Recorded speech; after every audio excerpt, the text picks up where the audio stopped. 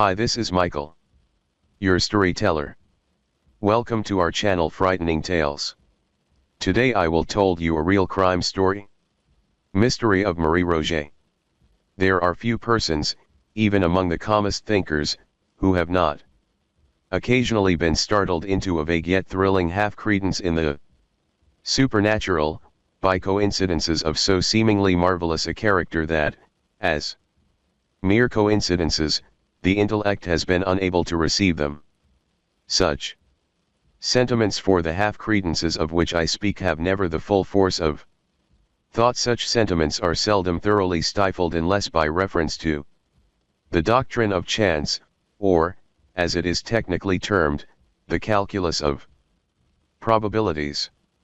Now this calculus is, in its essence, purely mathematical, and thus we have the anomaly of the most rigidly exact in science applied to the shadow, and spirituality of the most intangible in speculation.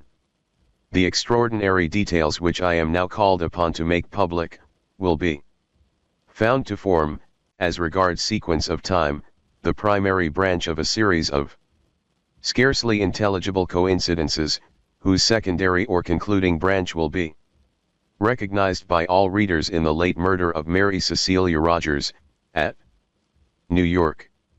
When, in an article entitled "The Murders in the Rue Morgue," I endeavored, about a year ago, to depict some very remarkable features in the mental character of my friend, the Chevalier C. Auguste Dupin, it did not occur to me that I should ever resume the subject.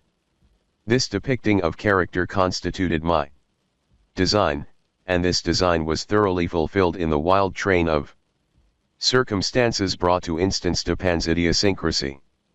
I might have adduced other examples, but I should have proven no more. Late events, however, in their surprising development, have startled me into some farther details, which will carry with them the air of extorted confession. Hearing what I have lately heard, it would be indeed strange should I remain silent in regard to what I both heard and saw so long ago. Upon the winding up of the tragedy involved in the deaths of Madame L'Espanaye and her daughter, the Chevalier dismissed the affair at once from his attention, and relapsed into his old habits of moody reverie. Prone, at all times, to abstraction, I readily fell in with his humor, and continuing to occupy our chambers in the Faubourg Saint-Germain, we gave the future to the winds, and slumbered tranquilly in the present, weaving the dull world around us into dreams. But these dreams were not altogether uninterrupted. It may readily be supposed that the part played by my friend, in the drama at the Rue Morgue had not failed of its impression upon the fancies of the Parisian police. With its emissaries, the name of Dupin had grown into a household word.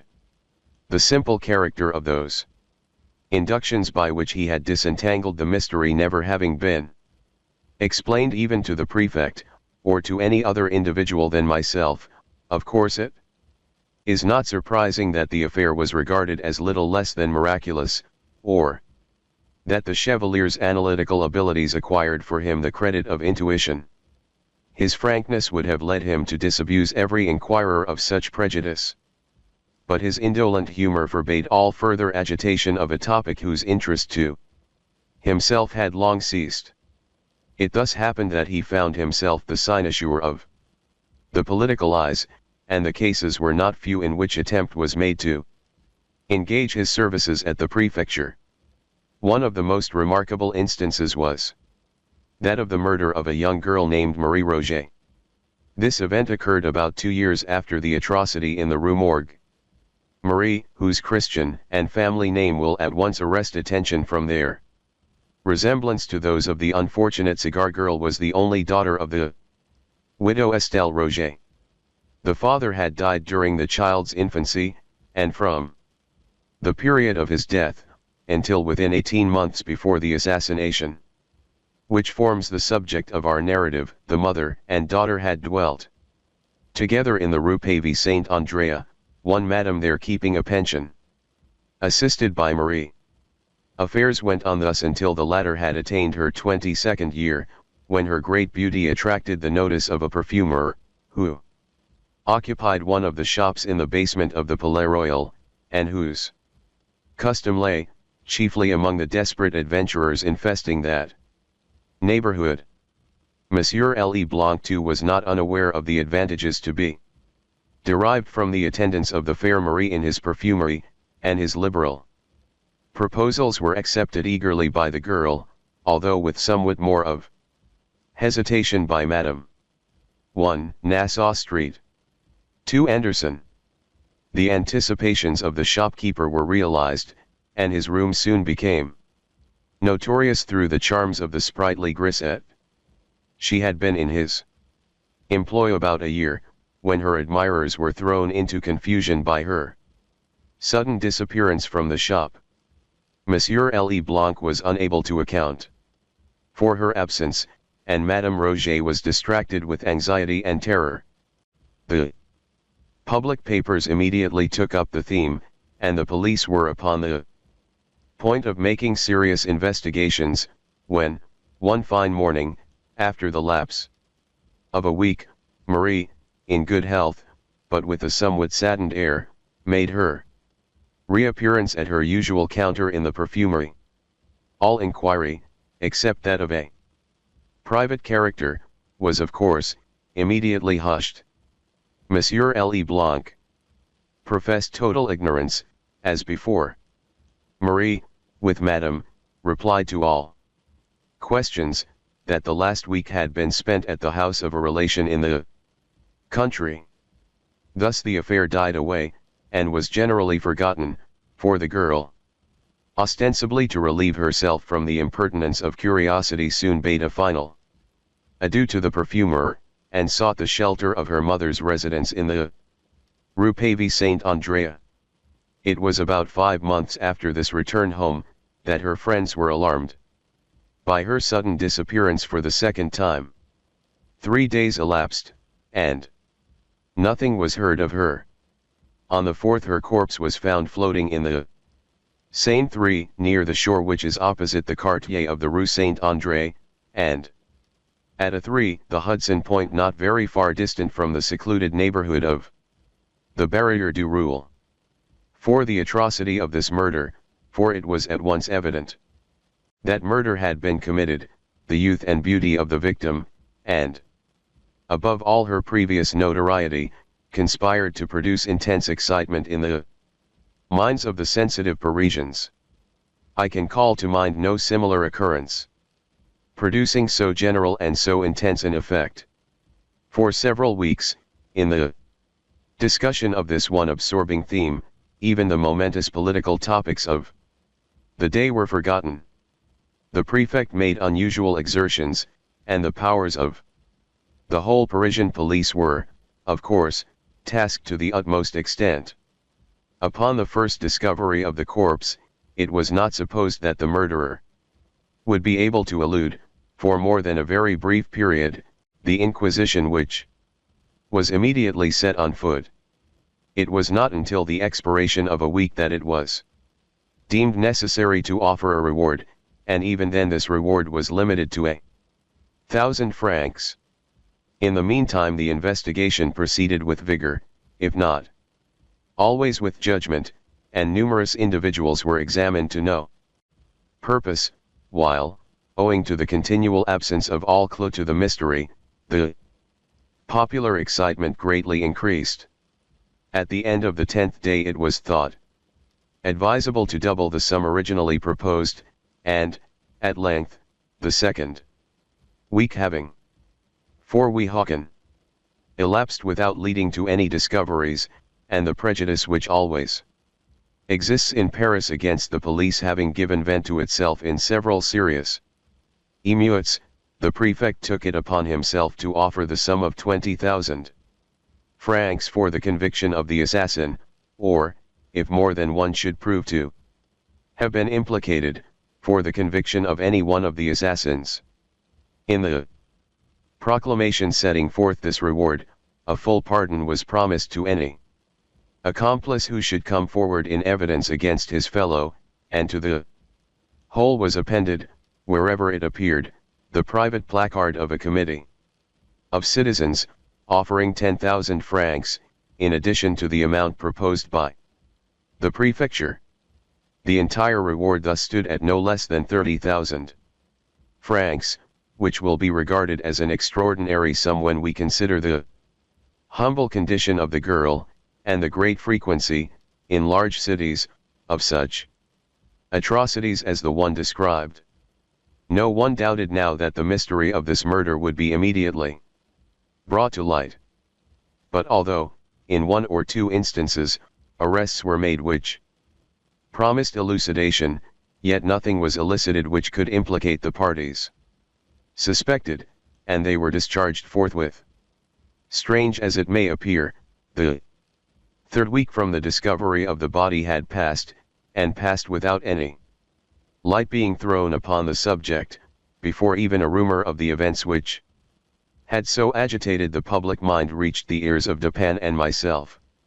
Engaged in researches which had absorbed our whole attention, it had been nearly a month since either of us had gone abroad, or received a visitor, or more than glanced at the leading political articles in one of the daily papers. The first intelligence of the murder was brought us by G, in person. He called upon us early in the afternoon of the 13th of July, 18 and remained with us until late in the night. He had been piqued by the failure of all his endeavors to ferret out the assassins. His reputation, so he said with a peculiarly Parisian air, was at stake. Even his honor was concerned. The eyes of the public were upon him, and there was really no sacrifice which he would not be willing to make for the development of the mystery. He concluded a somewhat droll speech with a compliment upon what he was pleased to term the tact of Dupin, and made him a direct and certainly a liberal proposition, the precise nature of which I do not feel myself at liberty to disclose, but which has no bearing upon the proper subject of my narrative. The compliment my friend rebutted as best he could, but the proposition he accepted at once, although its advantages were altogether provisional. This point being settled, the prefect broke forth at once into explanations of his own views, interspersing them with long comments upon the evidence, of which latter we were not yet in possession. He discoursed much and, beyond doubt, learnedly, while I hazarded an occasional suggestion as the night wore drowsily away. Dupin, sitting steadily in his accustomed armchair, was the embodiment of respectful attention. He wore spectacles during the whole interview, and an occasional glance beneath their green glasses sufficed to convince me that he slept not the less soundly, because silently, throughout the 7 or 8 leaden-footed hours which immediately preceded the departure of the prefect. In the morning, I procured, at the prefecture, a full report of all the evidence elicited, and, at the various newspaper offices, a copy of every paper in which, from first to last, had been published any decisive information in regard to this sad affair. Freed from all that was positively disproved, this mass of information stood thus: Marie Roget left the residence of her mother, in the Rue Pavie St. Andrea, about 9 o'clock in the morning of Sunday, June the 22nd. 18 In going out, she gave notice to a Monsieur Jacques St. Eustache, 5 and 2. Him only, of her intention to spend the day with an aunt, who resided in the Rue de Dromes. The Rue de Dromes is a short and narrow but populous thoroughfare, not far from the banks of the river, and at a distance of some 2 miles, in the most direct course possible, from the pension of Madame Roget. St. Eustache was the accepted suitor of Marie, and lodged, as well as took his meals, at the pension. He was to have gone for his betrothed at dusk, and to have escorted her home. In the afternoon, however, it came on to rain heavily, and, supposing that she would remain all night at her aunt's, as she had done under similar circumstances before, he did not think it necessary to keep his promise.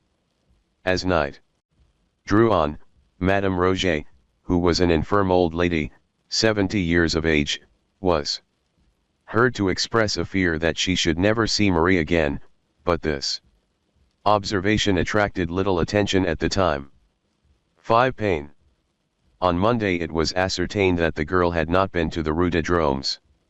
And when the day elapsed without tidings of her, a tardy search was instituted at several points in the city and its environs. It was not, however, until the 4th day from the period of her disappearance that anything satisfactory was ascertained respecting her. On this day, Wednesday, the 25th of June, Monsieur Beauvais 6, who, with a friend, had been making inquiries for Marie near the Barrière du Roule, on the shore of the Seine which is opposite the Rue Pavie St. Andrea, was informed that a corpse had just been towed ashore by some fishermen, who had found it floating in the river. Upon seeing the body, Beauvais, after some hesitation, identified it as that of the perfumery girl. His friend recognized it more promptly. The face was suffused with dark blood, some of which issued from the mouth. No foam was seen, as in the case of the merely drowned. There was no discoloration in the cellular tissue. About the throat were bruises and impressions of fingers. The arms were bent over on the chest, and were rigid. The right hand was clenched, the left partially open. On the left wrist were 2 circular excoriations, apparently the effect of ropes, or of a rope in more than one volution. A part of the right wrist, also, was much chafed, as well as the back throughout its extent, but more especially at the shoulder blades. In bringing the body to the shore the fishermen had attached to it a rope, but none of the excoriations had 6 cromolyn been affected by this. The flesh of the neck was much swollen. There were no cuts apparent, or bruises which appeared the effect of blows. A piece of lace was found tied so tightly around the neck as to be hidden from sight. It was completely buried in the flesh, and was fastened by a knot which lay just under the left ear. This alone would have sufficed to produce death. The medical testimony spoke confidently of the virtuous character of the deceased. She had been subjected, it said, to brutal violence. The corpse was in such condition, when found, that there could have been no difficulty in its recognition by friends. The dress was much torn and otherwise disordered. In the outer garment, a slip, about a foot wide, had been torn upward from the bottom hem to the waist, but not torn off. It was wound 3 times around the waist, and secured by a sort of hitch in the back. The dress immediately beneath the frock was of fine muslin, and from this a slip 18 inches wide had been torn entirely out, torn very evenly and with great care. It was found around her neck, fitting loosely, and secured with a hard knot. Over this muslin slip and the slip of lace the strings of a bonnet were attached, the bonnet being appended. The knot by which the strings of the bonnet were fastened was not a lady's, but a slip or sailor's knot. After the recognition of the corpse, it was not, as usual, taken to the morgue, this formality being superfluous, but hastily interred not far from the spot at which it was brought ashore. Through the exertions of Beauvais, the matter was industriously hushed up, as far as possible, and several days had elapsed before any public emotion resulted. A weekly paper, 7 however, at length took up the theme, the corpse was disinterred, and a re-examination instituted, but nothing was elicited beyond what has been already noted. The clothes, however, were now submitted to the mother and friends of the deceased, and fully identified as those worn by the girl upon leaving home. Meantime, the excitement increased. Hourly, several individuals were arrested and discharged. St. Eustache fell, especially under suspicion, and he failed, at first, to give an intelligible account of his whereabouts during the Sunday on which Marie left home. Subsequently, however, he submitted to Monsieur G. affidavits, accounting satisfactorily for every hour of the day in question. As time passed and no discovery ensued, a thousand contradictory rumors were circulated and journalists busied themselves in suggestions. Among these, the one which attracted the most notice was the idea that Marie Roget still lived, that the corpse found in the Seine was that of some other unfortunate. It will be proper that I submit to the reader some passages which embody the suggestion alluded to. These passages are literal translations from L'Etoile, 8, a paper conducted, in general, with much ability. Mademoiselle Roget left her mother's house on Sunday morning, June the 22nd, 18 -- with the ostensible purpose of going to see her aunt, or some 7. The New York Mercury. 8. The New York Brother Jonathan, edited by H. Hastings Weld, Esq. Other connection, in the Rue de Dromes. From that hour, nobody is proved to have seen her. There is no trace or tidings of her at all. There has no person whatever come forward, so far, who saw her at all in that day, after she left her mother's door. Now, though we have no evidence that Marie Roget was in the land of the living after 9 o'clock on Sunday, June the 22nd, we have proof that, up to that hour, she was alive. On Wednesday noon, at 12, a female body was discovered afloat on the shore of the Barrière du Roule. This was, even if we presume that Marie Roget was thrown into the river within 3 hours after she left her mother's house, only 3 days from the time she left her home, 3 days to an hour. But it is folly to suppose that the murder, if murder was committed on her body, could have been consummated soon enough to have enabled her murderers to throw the body into the river before midnight. Those who are guilty of such horrid crimes choose darkness rather than light.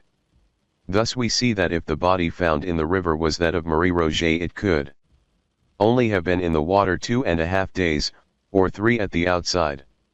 All experience has shown that drowned bodies, or bodies thrown into the water immediately after death by violence, require from 6 to 10 days for sufficient decomposition to take place to bring them to the top of the water. Even where a cannon is fired over a corpse, and it rises before at least 5 or 6 days immersion, it sinks again, if left alone. Now, we ask, what was there in this case to cause a departure from the ordinary course of nature? If the body had been kept in its mangled state on shore until Tuesday night, some trace would be found inshore of the murderers. It is a doubtful point, also, whether the body would be so soon afloat, even were it thrown in after having been dead 2 days. And, furthermore, it is exceedingly improbable that any villains who had committed such a murder as is here supposed, would have thrown the body in without weight to sink it, when such a precaution could have so easily been taken. The editor here proceeds to argue that the body must have been in the water not 3 days merely, but, at least, 5 times 3 days, because it was so far decomposed that Beauvais had great difficulty in recognizing it. This latter point, however, was fully disproved. I continue the translation. What, then, are the facts on which M. Beauvais says that he had no doubt the body was that of Marie Roget? He ripped up the gown sleeve, and says he found marks which satisfied him of the identity. The public generally supposed those marks to have consisted of some description of scars. He rubbed the arm and found hair upon it, something as indefinite, we think, as can readily be imagined, as little conclusive as finding an arm in the sleeve. Beauvais did not return that night, but sent word to Madame Roget, at 7 o'clock, on Wednesday evening, that an investigation was still in progress respecting her daughter. If we allow that, Madame Roget, from her age and grief, could not go over, which is allowing a great deal, there certainly must have been someone who would have thought it worthwhile to go over and attend the investigation, if they thought the body was that of Marie. Nobody went over. There was nothing said or heard about the matter in the Rue Pavie St. Andrea, that reached even the occupants of the same building. Mst. Eustache, the lover and intended husband of Marie, who boarded in her mother's house, deposes that he did not hear of the discovery of the body of his intended until the next morning, when Beauvais came into his chamber and told him of it.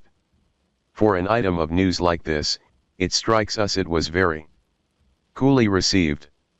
In this way the journal endeavored to create the impression of an apathy on the part of the relatives of Marie, inconsistent with the supposition that these relatives believed the corpse to be hers. Its insinuations amount to this: that Marie, with the connivance of her friends, had absented herself from the city for reasons involving a charge against her chastity, and that these friends, upon the discovery of a corpse in the Seine, somewhat resembling that of the girl, had availed themselves of the opportunity to impress the public with the belief of her death. But Latoile was again over hasty. It was distinctly proved that no apathy, such as was imagined, existed, that the old lady was exceedingly feeble, and so agitated as to be unable to attend to any duty, that St. Eustache, so far from receiving the news coolly, was distracted with grief, and bore himself so frantically, that Beauvais prevailed upon a friend and relative to take charge of him, and prevent his attending the examination at the disinterment. Moreover, although it was stated by Latoile, that the corpse was reinterred at the public expense, that an advantageous offer of private sepulture was absolutely declined by the family, and that no member of the family attended the ceremonial, although, I say, all this was asserted by Latoile in furtherance of the impression it designed to convey, yet all this was satisfactorily disproved. In a subsequent number of the paper, an attempt was made to throw suspicion upon Beauvais himself. The editor says, "Now, then, a change comes over the matter. We are told that, on one occasion, while a Madame B was at Madame Roget's house, Beauvais, who was going out, told her that a gendarme was expected there, and that she, Madame B, must not say anything to the gendarme until he returned, but let the matter be for him. In the present posture of affairs, Beauvais appears to have the whole matter locked up in his head. A single step cannot be taken without Beauvais, for, go which way you will, you run against him. For some reason he determined that nobody shall have anything to do with the proceedings but himself, and he has elbowed the male relatives out of the way, according to their representations, in a very singular manner. He seems to have been very much averse to permitting the relatives to see the body. By the following fact, some color was given to the suspicion thus thrown upon Beauvais.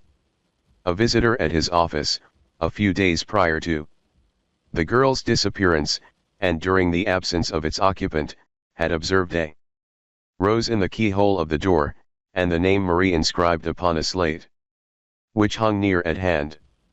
The general impression, so far as we were enabled to glean it from the newspapers, seemed to be, that Marie had been the victim of a gang of desperadoes, that by these she had been borne across the river, maltreated, and murdered.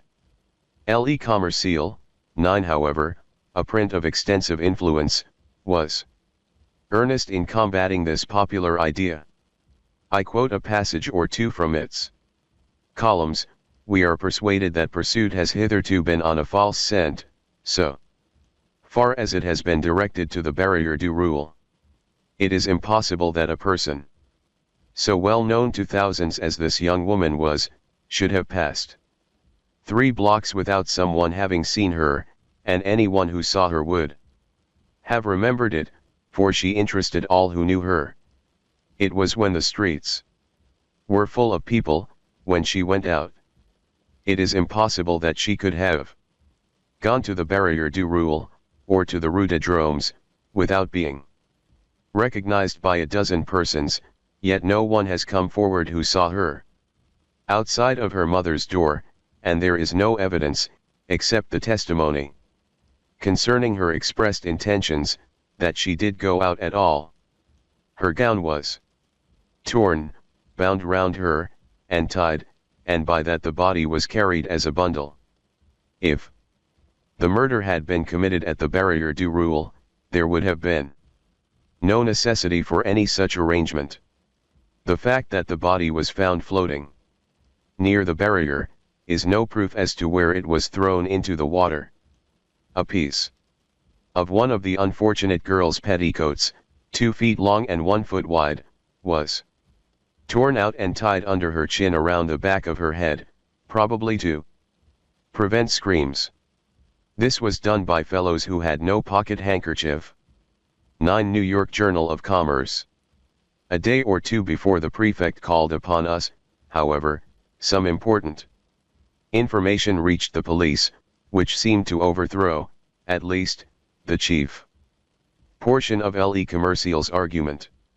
2 small boys, sons of a Madame de Luc, while roaming among the woods near the barrière du Roule, chanced to penetrate a close thicket, within which were 3 or 4 large stones, forming a kind of seat with a back and footstool.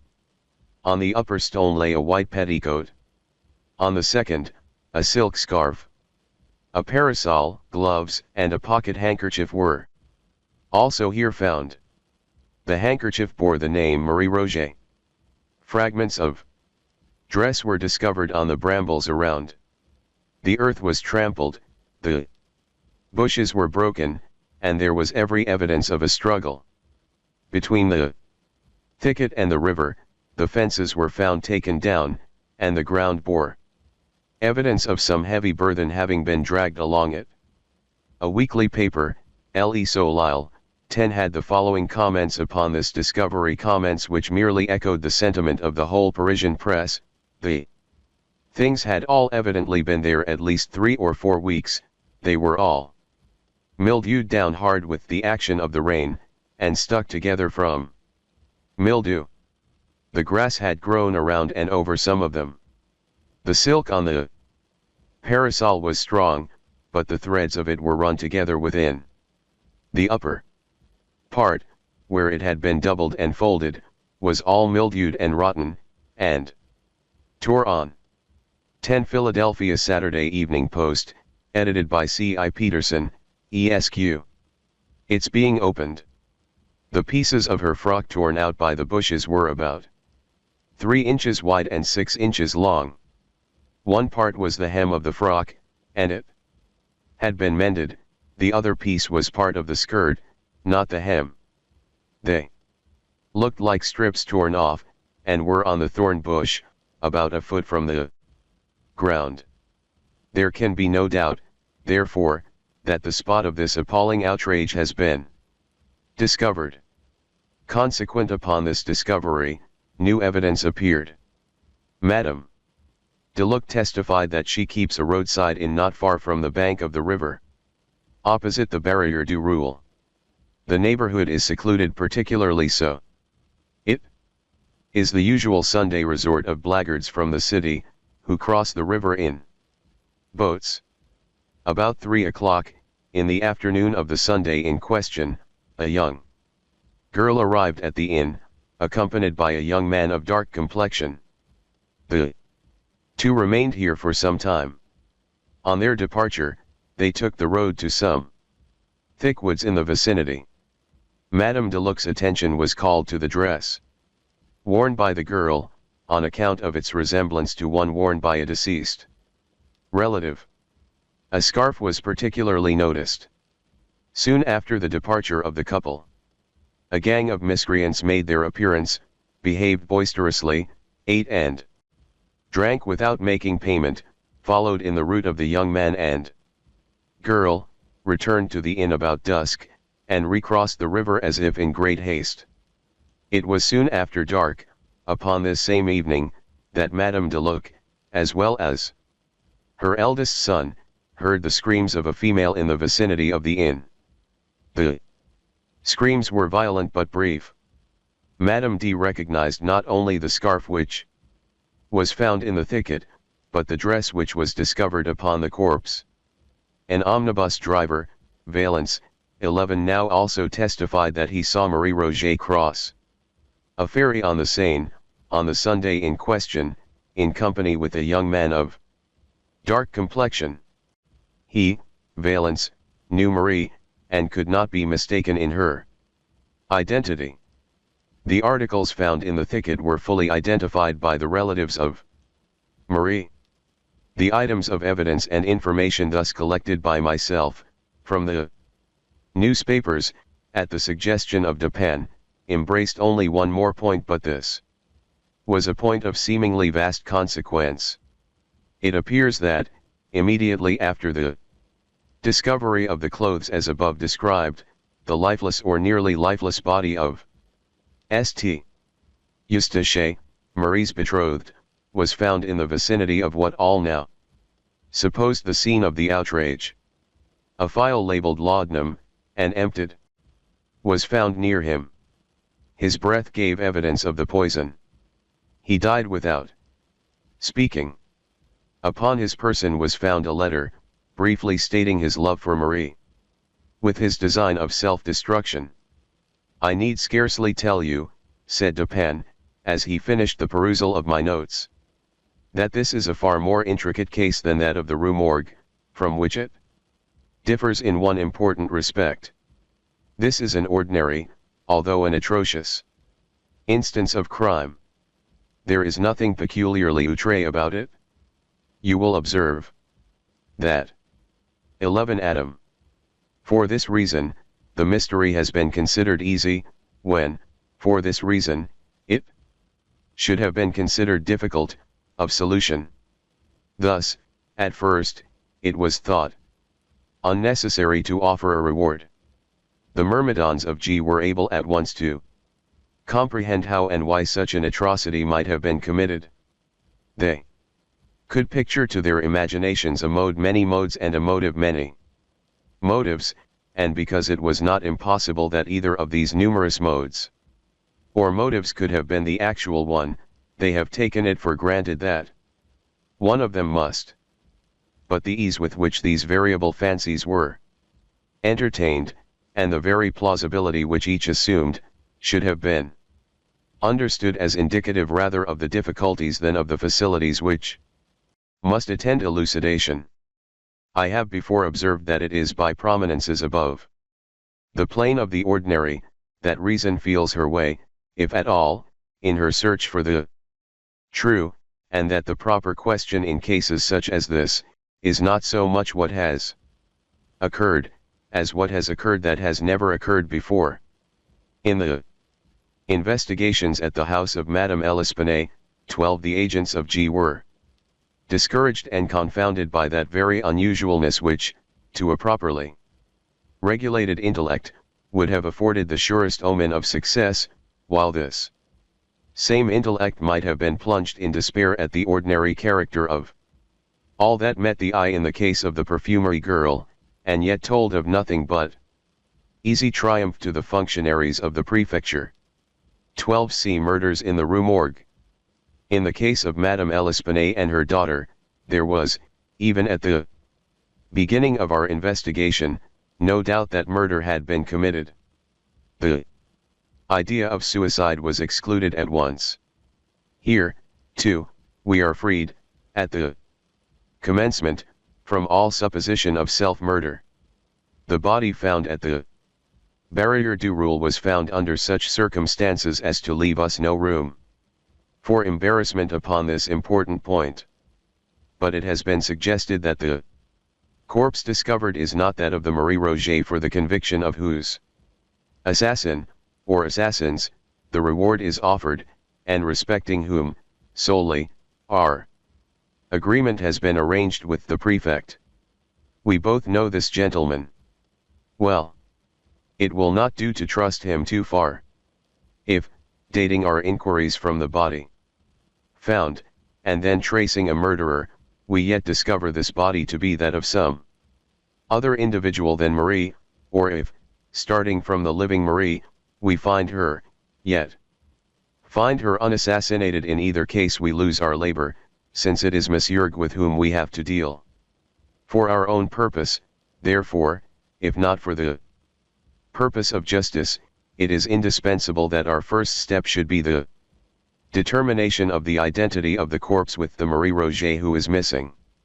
With the public the arguments of Latoile have had weight, and that the journal itself is convinced of their importance would appear from the manner in which it commences one of its essays upon the subject. Several of the morning papers of the day, it says, speak of the conclusive article in Monday's Étoile. To me, this article appears conclusive of little beyond the zeal of its inditer. We should bear in mind that, in general, it is the object of our newspapers rather to create a sensation to make a point than to further the cause of truth. The latter end is only pursued when it seems coincident with the former. The print which merely falls in with ordinary opinion, however well founded this opinion may be, earns for itself no credit with the mob. The mass of the people regard as profound only him who suggests pungent contradictions of the general idea. In ratiocination, not less than in literature, it is the epigram which is the most immediately and the most universally appreciated. In both, it is of the lowest order of merit. What I mean to say is, that it is the mingled epigram and melodrame of the idea, that Marie Roget still lives, rather than any true plausibility in this idea, which have suggested it to Latoile, and secured it a favorable reception with the public. Let us examine the heads of this journal's argument, endeavoring to avoid the incoherence with which it is originally set forth. The first aim of the writer is to show, from the brevity of the interval between Marie's disappearance and the finding of the floating corpse, that this corpse cannot be that of Marie. The reduction of this interval to its smallest possible dimension, becomes thus, at once, an object with the reasoner. In the rash pursuit of this object, he rushes into mere assumption at the outset. It is folly to suppose, he says, that the murder, if murder was committed on her body, could have been consummated soon enough to have enabled her murderers to throw the body into the river before midnight. We demand at once, and very naturally, why? Why is it folly to suppose that the murder was committed within 5 minutes after the girl's quitting her mother's house? Why is it folly to suppose that the murder was committed at any given period of the day? There have been assassinations at all hours. But, had the murder taken place at any moment between 9 o'clock in the morning of Sunday and a quarter before midnight, there would still have been time enough to throw the body into the river before midnight. This assumption, then, amounts precisely to this, that the murder was not committed on Sunday at all, and, if we allow Latoile to assume this, we may permit it any liberties whatever. The paragraph beginning it is folly to suppose that the murder, etc., however it appears as printed in Latoile, may be imagined to have existed actually thus in the brain of its inditer. It is folly to suppose that the murder, if murder was committed on the body, could have been committed soon enough to have enabled her murderers to throw the body into the river before midnight. It is folly, we say, to suppose all this, and to suppose at the same time, as we are resolved to suppose, that the body was not thrown in until after midnight, a sentence sufficiently inconsequential in itself, but not so utterly preposterous as the one printed. Were it my purpose, continued Dupin, merely to make out a case against this passage of Latoil's argument, I might safely leave it where it is. It is not, however, with Latoil that we have to do, but with truth. The sentence in question has but one meaning, as it stands, and this meaning I have fairly stated. But it is material that we go behind the mere words, for an idea which these words have obviously intended, and failed to convey. It was the design of the journalists to say that at whatever period of the day or night of Sunday this murder was committed, it was improbable that the assassins would have ventured to bear the corpse to the river before midnight. And herein lies, really, the assumption of which I complain. It is assumed that the murder was committed at such a position, and under such circumstances, that the bearing it to the river became necessary. Now, the assassination might have taken place upon the river's brink, or on the river itself, and, thus, the throwing the corpse in the water might have been resorted to at any period of the day or night, as the most obvious and most immediate mode of disposal. You will understand that I suggest nothing here as probable, or as coincident with my own opinion. My design, so far, has no reference to the facts of the case. I wish merely to caution you against the whole tone of Latoil's suggestion, by calling your attention to its ex parte character at the outset. Having prescribed thus a limit to suit its own preconceived notions, having assumed that, if this were the body of Marie, it could have been in the water but a very brief time, the journal goes on to say, all experience has shown that drowned bodies, or bodies thrown into the water immediately after death by violence, require from 6 to 10 days for sufficient decomposition to take place to bring them to the top of the water. Even when a cannon is fired over a corpse, and it rises before at least 5 or 6 days immersion, it sinks again if let alone. These assertions have been tacitly received by every paper in Paris, with the exception of Le Moniteur. 13. This latter print endeavors to combat that portion of the paragraph which has reference to drowned bodies only, by citing some 5 or 6 instances in which the bodies of individuals known to be drowned were found floating after the lapse of less time than is insisted upon by Latoil. But there is something excessively unphilosophical in the attempt, on the part of Le Moniteur, to rebut the general assertion of Latoil, by a citation of particular instances militating against that assertion. Had it been possible to adduce 50, instead of 5 examples of bodies found floating at the end of 2 or 3 days, these 50 examples could still have been properly regarded only as exceptions to Latoil's rule, until such time as the rule itself should be confutable. Admitting the rule, and this Le Moniteur does not deny, insisting merely upon its exceptions, the argument of Latoil is suffered to remain in full force, for this argument does not pretend to involve more than a question of the probability of the body having risen to the surface in less than 3 days, and this probability will be in favor of Latoil's position until the instances so childishly adduced shall be sufficient in number to establish an antagonistical rule. You will see at once that all argument upon this head should be urged, if at all, against the rule itself, and for this end we must examine the rationale of the rule. Now the human body, in general, is neither much lighter nor much heavier. 13. The New York Commercial Advertiser, edited by Col. Stone. Than the water of the Seine, that is to say, the specific gravity of the human body, in its natural condition, is about equal to the bulk of fresh water which it Displaces the bodies of fat and fleshy persons, with small bones, and of women.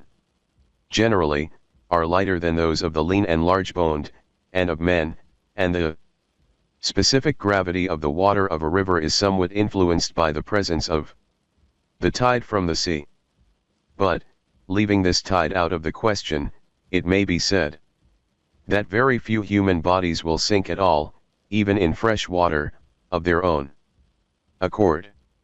Almost anyone, falling into a river, will be enabled to float, if he suffer the specific gravity of the water fairly to be adduced in comparison with his own.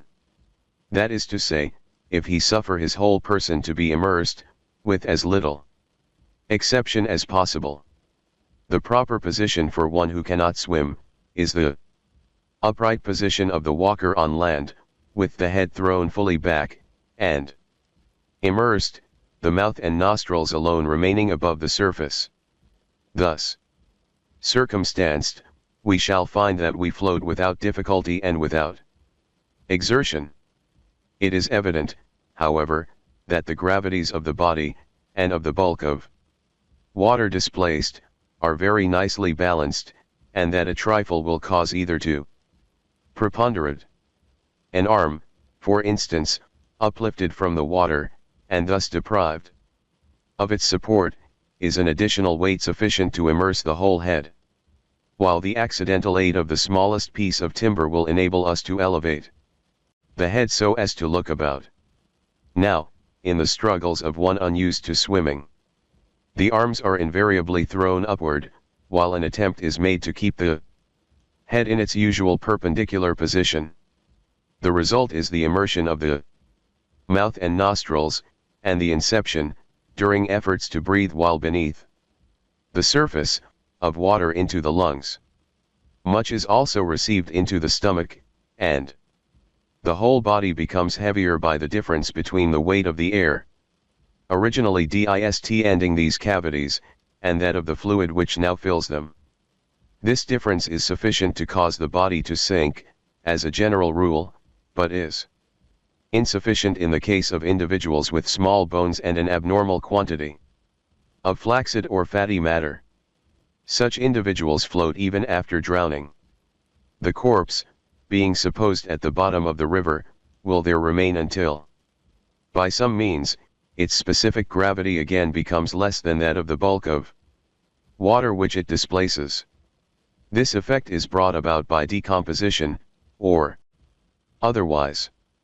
The result of decomposition is the generation of gas, distending the cellular tissues and all the cavities, and giving the puffed appearance which is so horrible.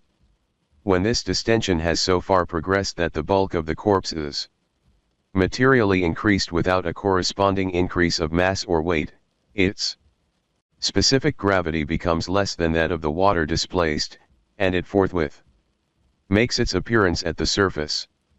But decomposition is modified by innumerable circumstances, is hastened or retarded by innumerable agencies.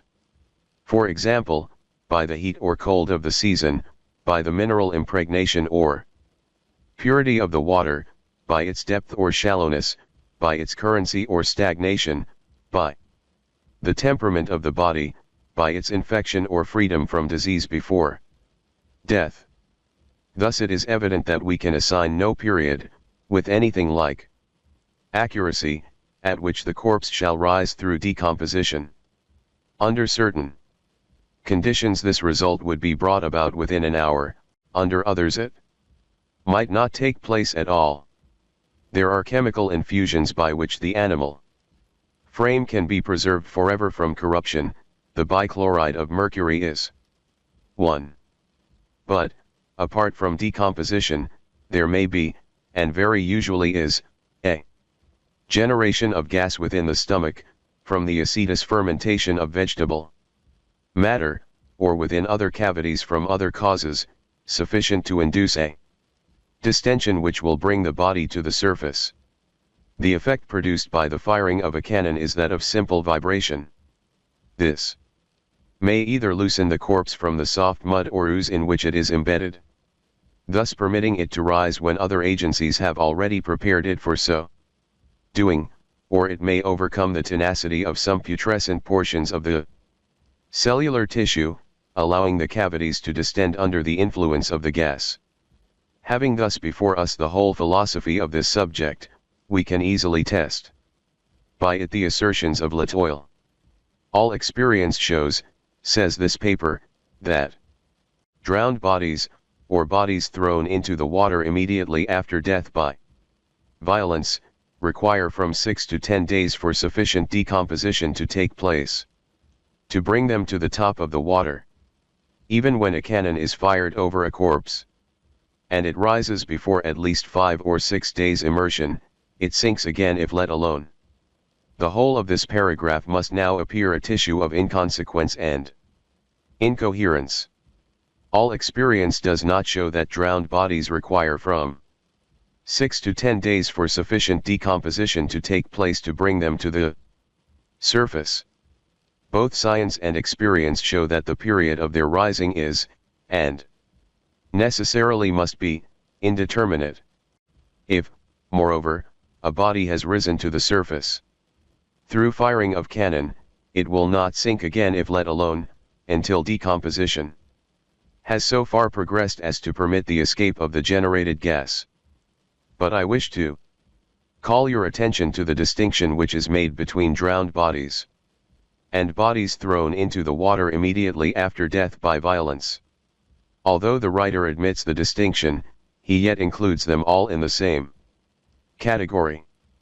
I have shown how it is that the body of a drowning man becomes specifically heavier than its bulk of water, and that he would not sink at all, except for the struggle by which he elevates his arms above the surface, and his gasps for breath while beneath the surface gasps which supply by water the place of the original air in the lungs. But these struggles and these gasps would not occur in the body thrown into the water immediately after death by violence. Thus, in the latter instance, the body, as a general rule, would not sink at all, a fact of which Latoil is evidently ignorant.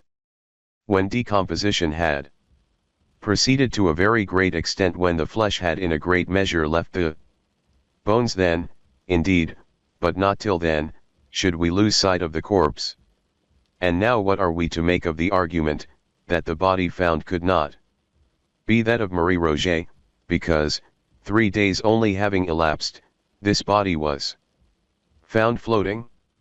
If drowned, being a woman, she might never have sunk, or, having sunk, might have reappeared in 24 hours or less.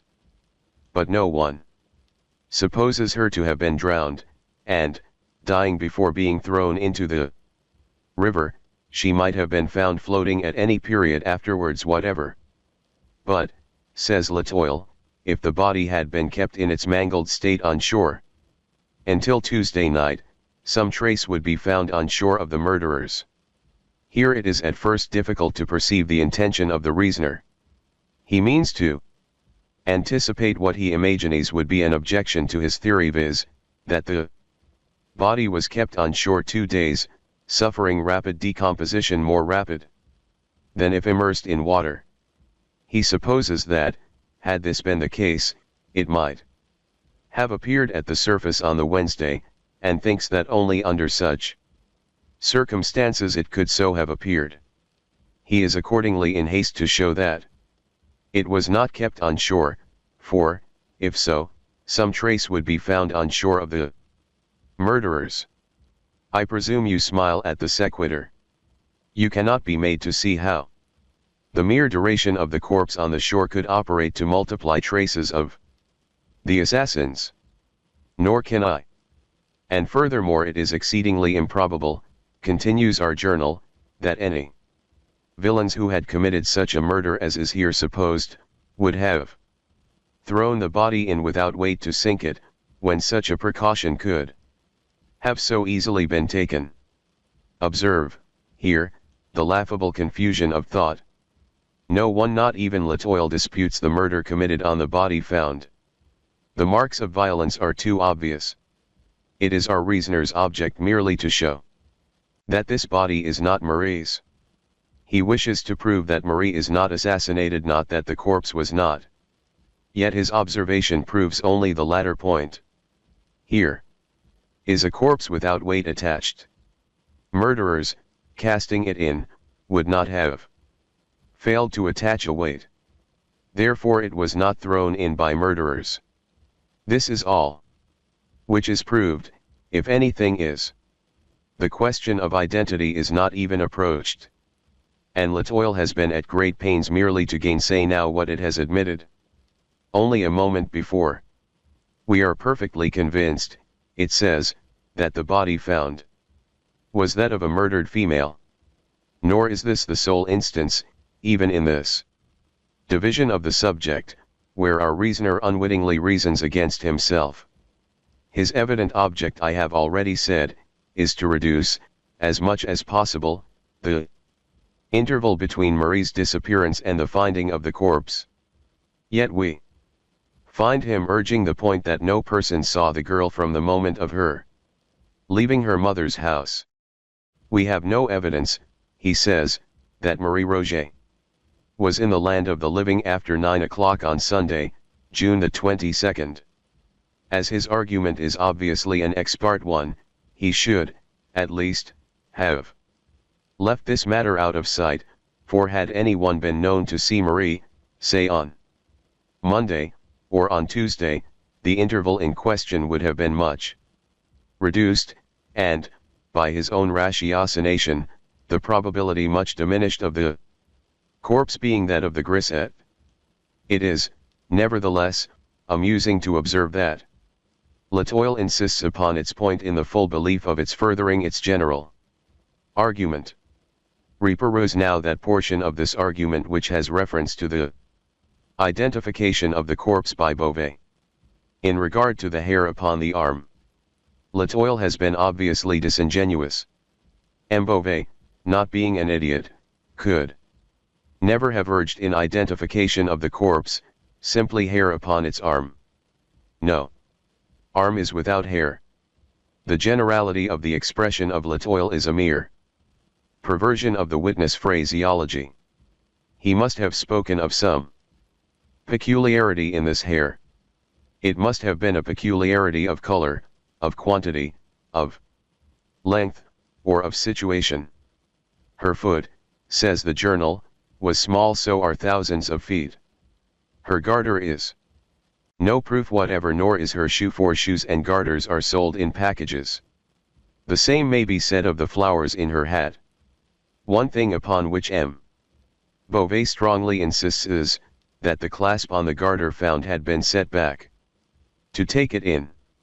This amounts to nothing, for most women find it proper to take a pair of garters home and fit them to the size of the limbs they are to encircle, rather than to try them in the store where they purchase. Here it is difficult to suppose the reasoner in earnest. Had M. Beauvais, in his search for the body of Marie, discovered a corpse corresponding in general size and appearance to the missing girl, he would have been warranted, without reference to the question of habiliment at all, in forming an opinion that his search had been successful. If, in addition to the point of general size and contour, he had found upon the arm a peculiar hairy appearance which he had observed upon the living Marie, his opinion might have been justly strengthened, and the increase of positiveness might well have been in the ratio of the peculiarity, or unusualness, of the hairy mark.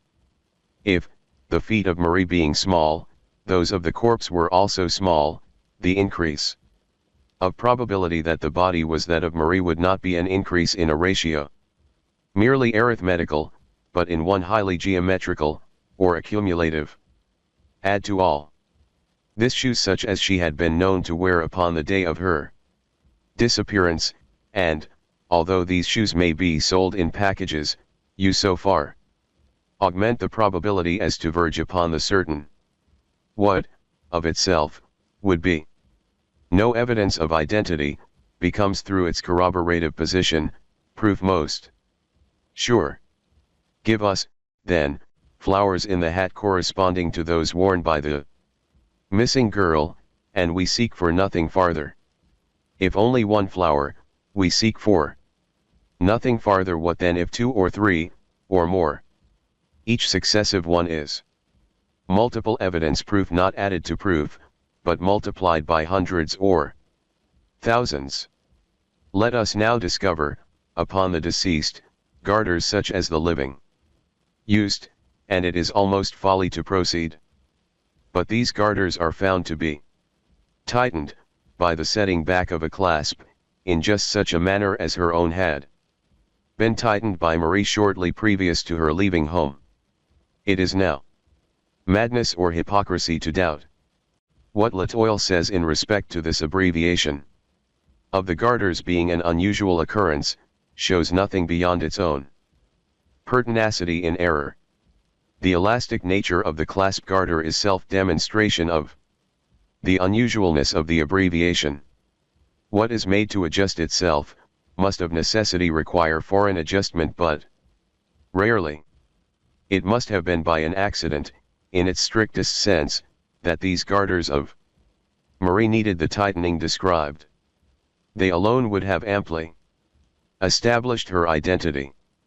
But it is not that the corpse was found to have the garters of the missing girl, or found to have her shoes, or her bonnet, or the flowers of her bonnet, or her feet, or a peculiar mark upon the arm, or her general size and appearance. It is that the corpse had each and all collectively.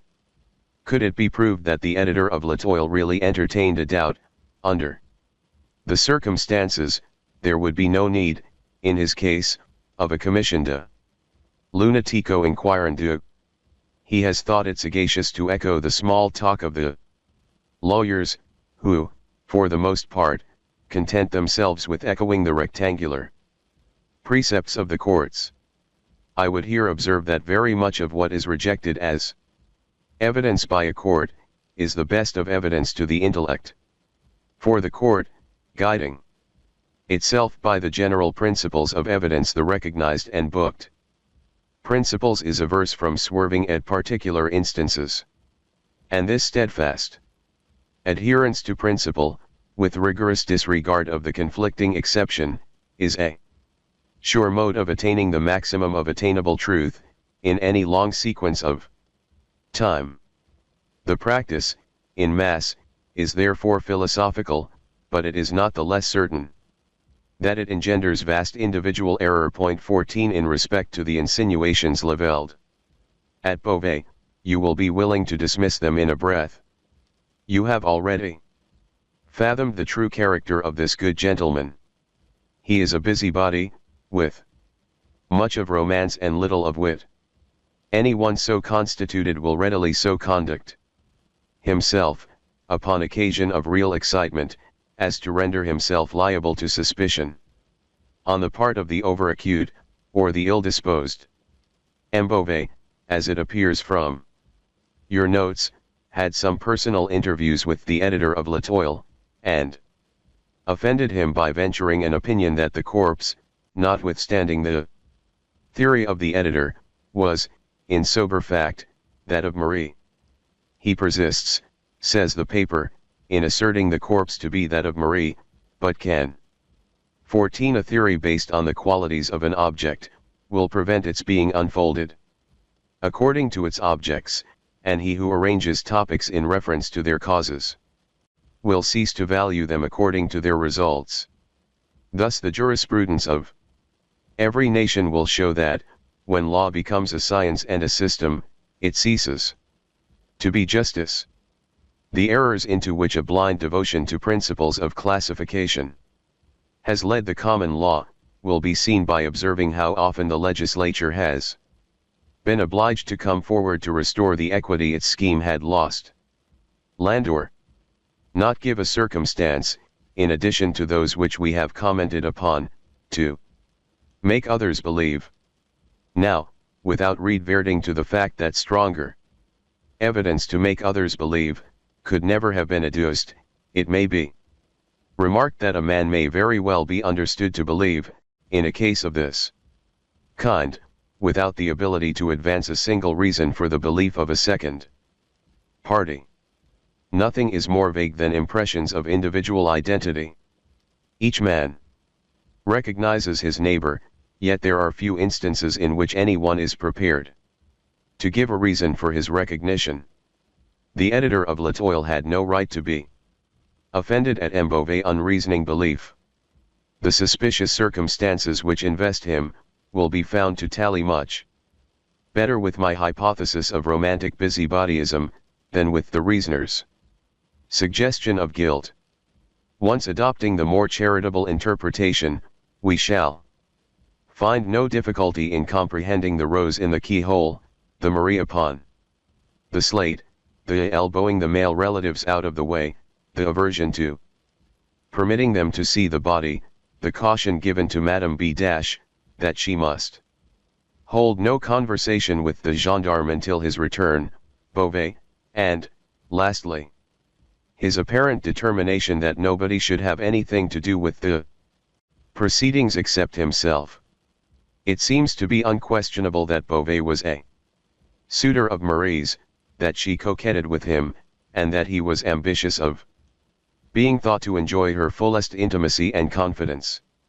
I shall say nothing more upon this point, and, as the evidence fully rebuts the assertion of L'Etoile touching the matter of apathy on the part of the mother and other relatives, an apathy inconsistent with the supposition of their believing the corpse to be that of the perfumery girl, we shall now proceed as if the question of identity were settled to our perfect satisfaction. And what, I here demanded, do you think of the opinions of Le Commercial? That in spirit, they are far more worthy of attention than any which have been promulgated upon the subject. The deductions from the premises are philosophical and acute, but the premises, in 2 instances, at least, are founded in imperfect observation. Le Commercial wishes to intimate that Marie was seized by some gang of low ruffians not far from her mother's door. It is impossible, it urges, that a person so well known to thousands as this young woman was, should have passed 3 blocks without someone having seen her. This is the idea of a man long resident in Paris, a public man, and one whose walks to and fro in the city have been mostly limited to the vicinity of the public offices. He is aware that he seldom passes so far as a dozen blocks from his own bureau, without being recognized and accosted.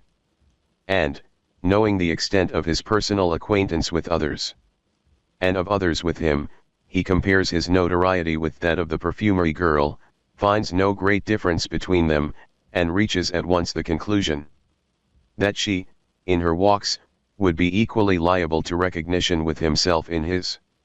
This could only be the case were her walks of the same unvarying, methodical character, and within the same species of limited region as are his own. He passes to and fro, at regular intervals, within a confined periphery, abounding in individuals who are led to observation of his person through interest in the kindred nature of his occupation with their own. But the walks of Marie may, in general, be supposed discursive. In this particular instance, it will be understood as most probable, that she proceeded upon a route of more than average diversity from her accustomed ones. The parallel which we imagine to have existed in the mind of Le Commercial would only be sustained in the event of the 2 individuals traversing the whole city. In this case, granting the personal acquaintances to be equal, the chances would be also equal that an equal number of personal encounters would be made. For my own part, I should hold it not only as possible, but as very far more probable, that Marie might have proceeded, at any given period, by any one of the many routes between her own residence and that of her aunt, without meeting a single individual whom she knew, or by whom she was known. In viewing this question in its full and proper light, we must hold steadily in mind the great disproportion between the personal acquaintances of even the most noted individual in Paris, and the entire population of Paris itself. But whatever force there may still appear to be in the suggestion of le commercial, will be much diminished when we take into consideration the hour at which the girl went abroad. It was when the streets were full of people, says le commercial, that she went out. But not so. It was at 9 o'clock in the morning. Now at 9 o'clock of every morning in the week, with the exception of Sunday, the streets of the city are, it is true, thronged with people. At 9 on Sunday, the populace are chiefly within doors preparing for church. No observing person can have failed to notice the peculiarly deserted air of the town, from about 8 until 10 on the morning of every Sabbath. Between 10 and 11 the streets are thronged, but not at so early a period as that designated. There is another point at which there seems a deficiency of observation on the part of le commercial. A piece, it says, of one of the unfortunate girls' petticoats, 2 feet long, and 1 foot wide, was torn out and tied under her chin, and around the back of her head, probably to prevent screams. This was done by fellows who had no pocket handkerchiefs.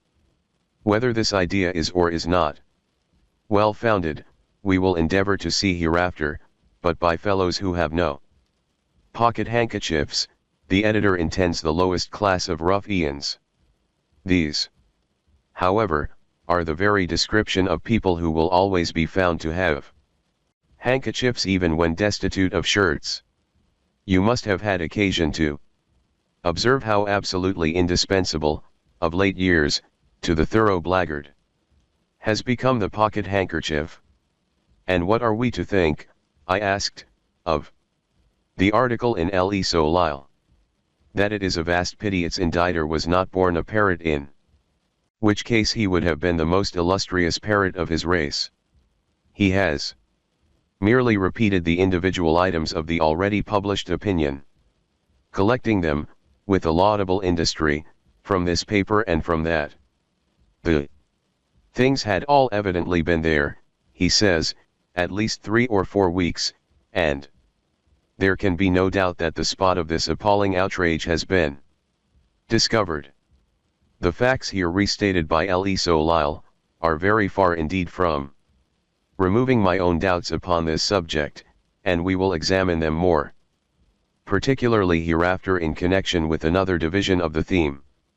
At present we must occupy ourselves with other investigations. You cannot fail to have remarked the extreme laxity of the examination of the corpse. To be sure, the question of identity was readily determined, or should have been, but there were other points to be ascertained. Had the body been in any respect despoiled? Had the deceased any articles of jewelry about her person upon leaving home? If so, had she any when found? These are important questions, utterly untouched by the evidence, and there are others of equal moment, which have met with no attention. We must endeavor to satisfy ourselves by personal inquiry. The case of St. Eustache must be re-examined. I have no suspicion of this person, but let us proceed methodically. We will ascertain beyond a doubt the validity of the affidavits in regard to his whereabouts on the Sunday. Affidavits of this character are readily made matter of mystification. Should there be nothing wrong here, however, we will dismiss St. Eustache from our investigations. His suicide, however, corroborative of suspicion, were there found to be deceit in the affidavits, is, without such deceit, in no respect an unaccountable circumstance, or one which need cause us to deflect from the line of ordinary analysis.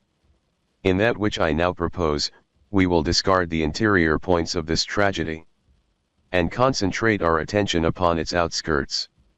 Not the least usual error in Investigations such as this is the limiting of inquiry to the immediate, with total disregard of the collateral or circumstantial events. It is the malpractice of the courts to confine evidence and discussion to the bounds of apparent relevancy.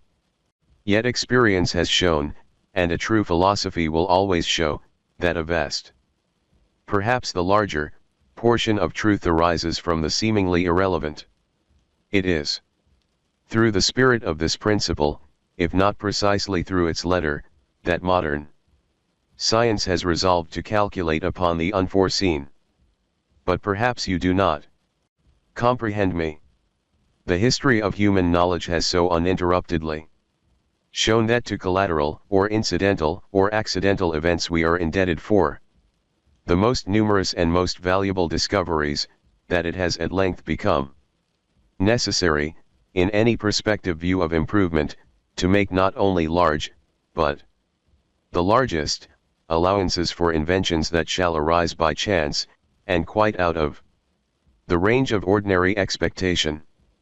It is no longer philosophical to base upon what has been a vision of what is to be. Accident is admitted as a portion of the substructure. We make chance a matter of absolute calculation. We subject the unlooked for and unimagined to the mathematical formulae of the schools. I repeat that it is no more than fact that the larger portion of all truth has sprung from the collateral, and it is but in accordance with the spirit of the principle involved in this fact that I would divert inquiry, in the present case, from the trodden and hitherto unfruitful ground of the event itself to the contemporary circumstances which surround it. While you ascertain the validity of the affidavits, I will examine the newspapers more generally than you have as yet done.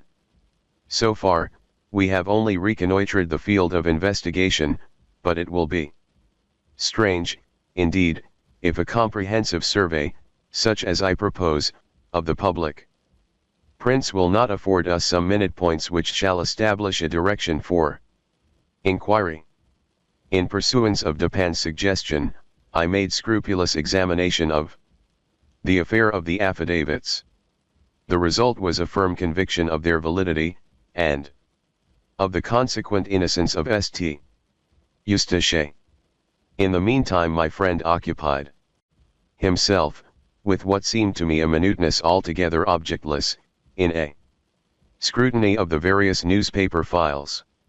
At the end of a week he placed before me the following extracts: about 3 years and a half ago, a disturbance very similar to the present was caused by the disappearance of this same Marie Roget from the parfumerie of Monsieur Le Blanc, in the Palais Royal.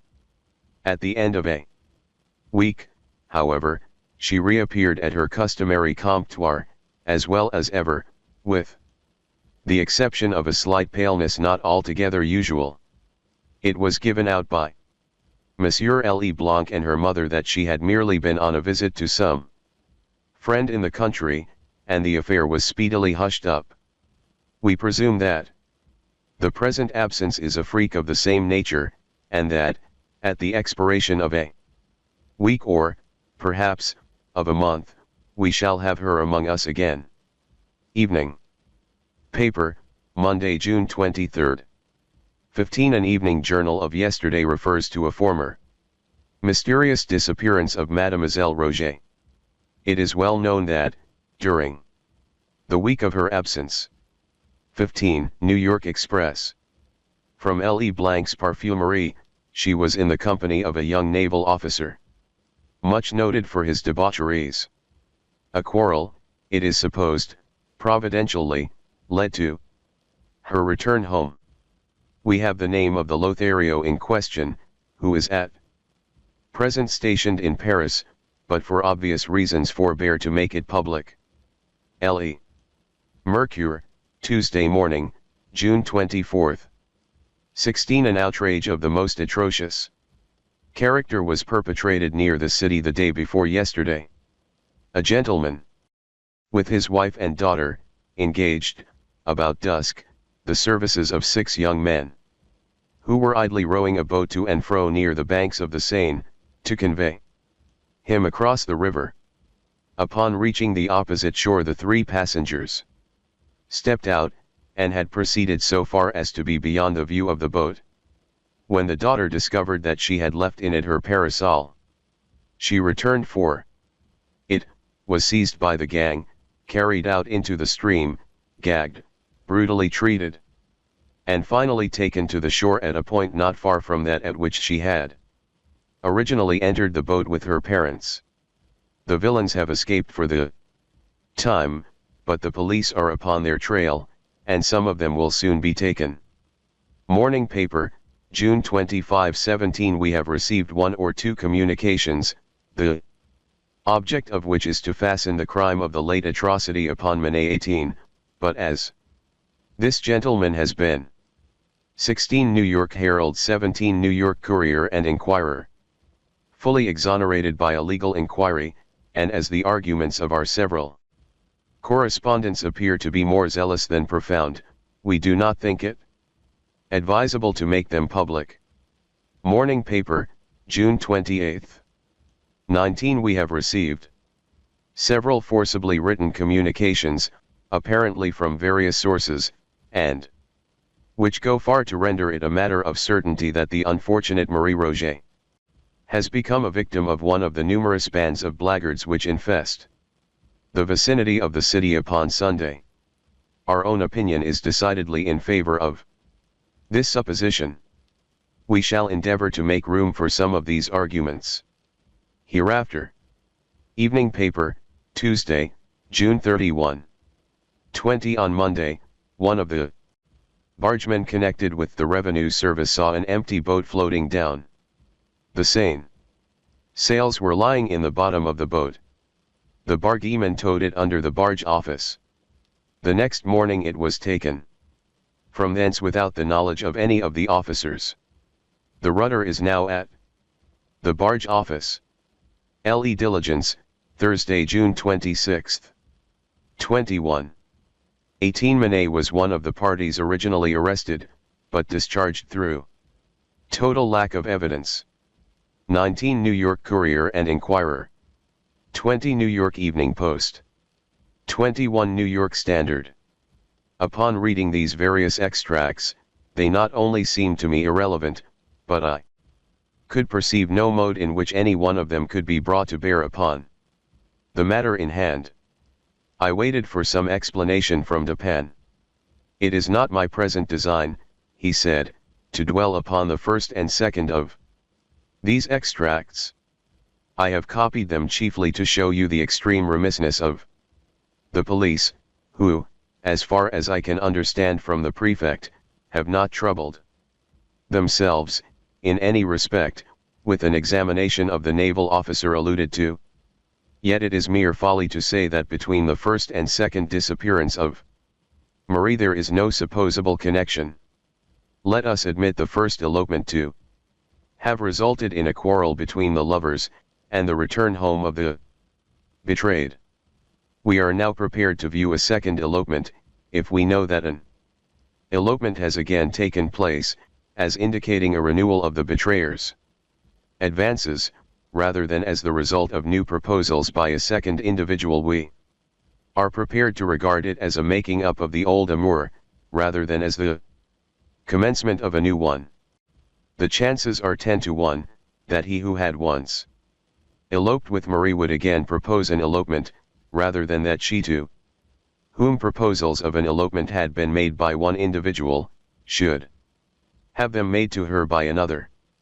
And here let me call your attention to the fact, that the time elapsing between the first ascertained and the second supposed elopement is a few months more than the general period of the cruises of our men of war. Had the lover been interrupted in his first villainy by the necessity of departure to sea, and had he seized the first moment of his return to renew the base designs not yet altogether accomplished or not yet altogether accomplished by him, of all these things we know nothing.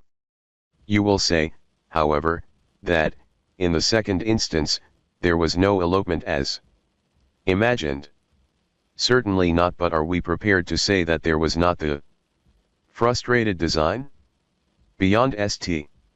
Eustache, and perhaps Beauvais, we find no recognized, no open, no honorable suitors of Marie. Of none other is there any thing said. Who, then, is the secret lover, of whom the relatives, at least most of them, know nothing, but whom Marie meets upon the morning of Sunday, and who is so deeply in her confidence, that she hesitates not to remain with him until the shades of the evening descend, amid the solitary groves of the barrier du Roule? Who is that secret lover, I ask, of whom, at least, most of the relatives know nothing? And what means the singular prophecy of Madame Roget on the morning of Marie's departure? I fear that I shall never see Marie again.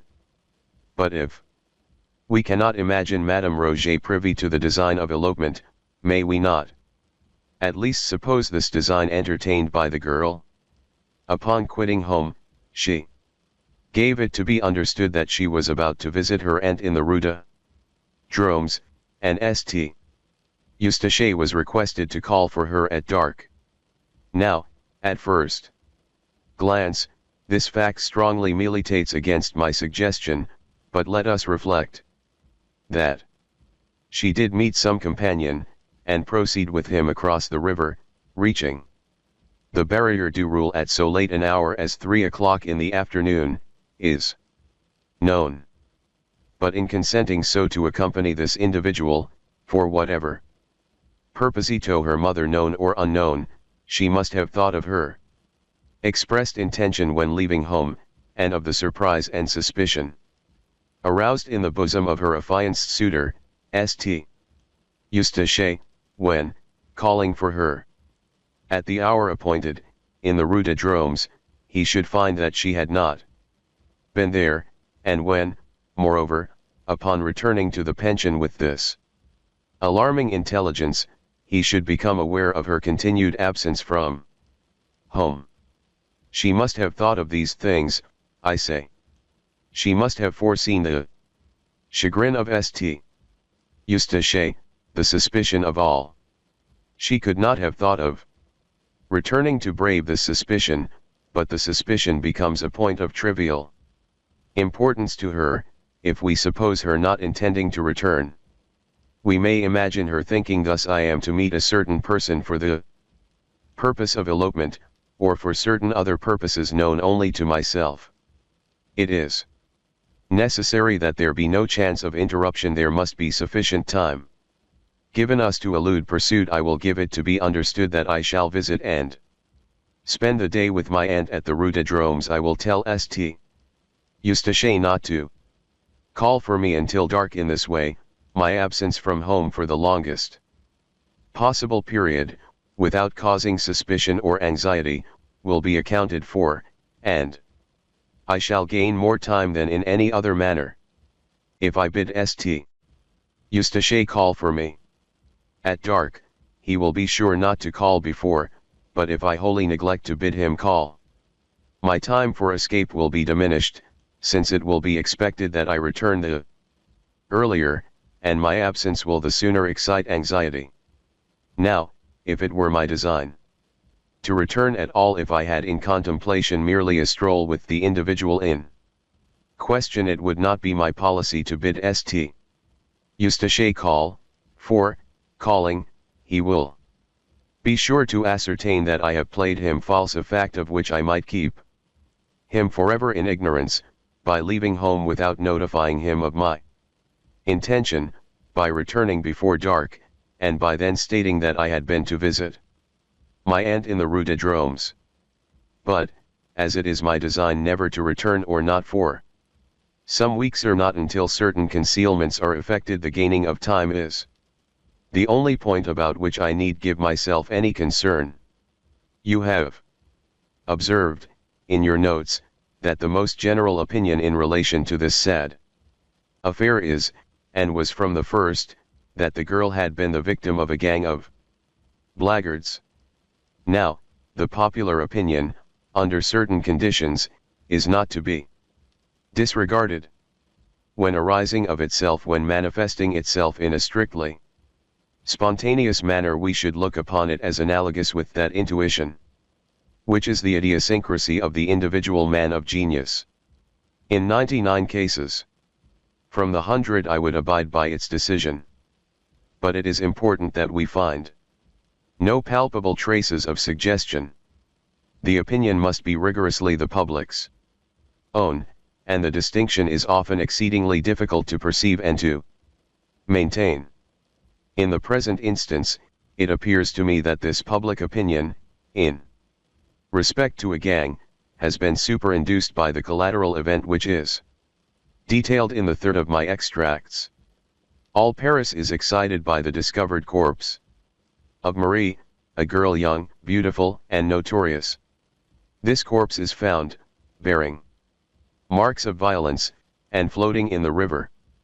But it is now made known that, at the very period, or about the very period, in which it is supposed that the girl was assassinated, an outrage similar in nature to that endured by the deceased, although less in extent, was perpetrated by a gang of young ruffians, upon the person of a second young female.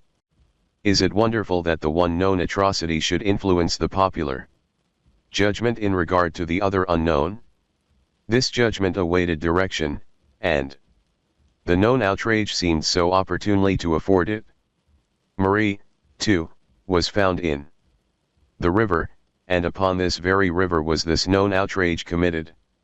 The connection of the two events had about it so much of the palpable, that the true wonder would have been a failure of the populace to appreciate and to seize it. But, in fact, the one atrocity, known to be so committed, is, if anything, evidence that the other, committed at a time nearly coincident, was not so committed. It would have been a miracle indeed, if, while a gang of ruffians were perpetrating, at a given locality, a most unheard of wrong, there should have been another similar gang, in a similar locality, in the same city, under the same circumstances, with the same means and appliances, engaged in a wrong of precisely the same aspect, at precisely the same period of time. Yet in what, if not in this marvelous train of coincidence, does the accidentally suggested opinion of the populace call upon us to believe? Before proceeding farther, let us consider the supposed scene of the assassination, in the thicket at the barrier du Roule. This thicket, although dense, was in the close vicinity of a public road. Within were 3 or 4 large stones, forming a kind of seat with a back and a footstool. On the upper stone was discovered a white petticoat, on the second, a silk scarf. A parasol, gloves, and a pocket handkerchief were also here found. The handkerchief bore the name Marie Roget. Fragments of dress were seen on the branches around. The earth was trampled, the bushes were broken, and there was every evidence of a violent struggle. Notwithstanding the acclamation with which the discovery of this thicket was received by the press, and the unanimity with which it was supposed to indicate the precise scene of the outrage, it must be admitted that there was some very good reason for doubt. That it was the scene, I may or I may not believe, but there was excellent reason for doubt. Had the true scene been, as Le Commercial suggested, in the neighborhood of the Rue Pavie St. Andrea, the perpetrators of the crime, supposing them still resident in Paris, would naturally have been stricken with terror at the public attention thus acutely directed into the proper channel, and, in certain classes of minds, there would have arisen, at once, a sense of the necessity of some exertion to redivert this attention. And thus, the thicket of the barrier du Roule having been already suspected, the idea of placing the articles where they were found, might have been naturally entertained. There is no real evidence, although Le Solil so supposes, that the articles discovered had been more than a very few days in the thicket, while there is much circumstantial proof that they could not have remained there, without attracting attention, during the 20 days elapsing between the fatal Sunday and the afternoon upon which they were found by the boys. They were all mildewed down hard, says Le Solile, adopting the opinions of its predecessors, with the action of the rain and stuck together from mildew. The grass had grown around and over some of them. The silk of the parasol was strong, but the threads of it were run together within. The upper part, where it had been doubled and folded, was all mildewed and rotten, and tore on being opened. In respect to the grass having grown around and over some of them, it is obvious that the fact could only have been ascertained from the words, and thus from the recollections, of two small boys, for these boys removed the articles and took them home before they had been seen by a third party.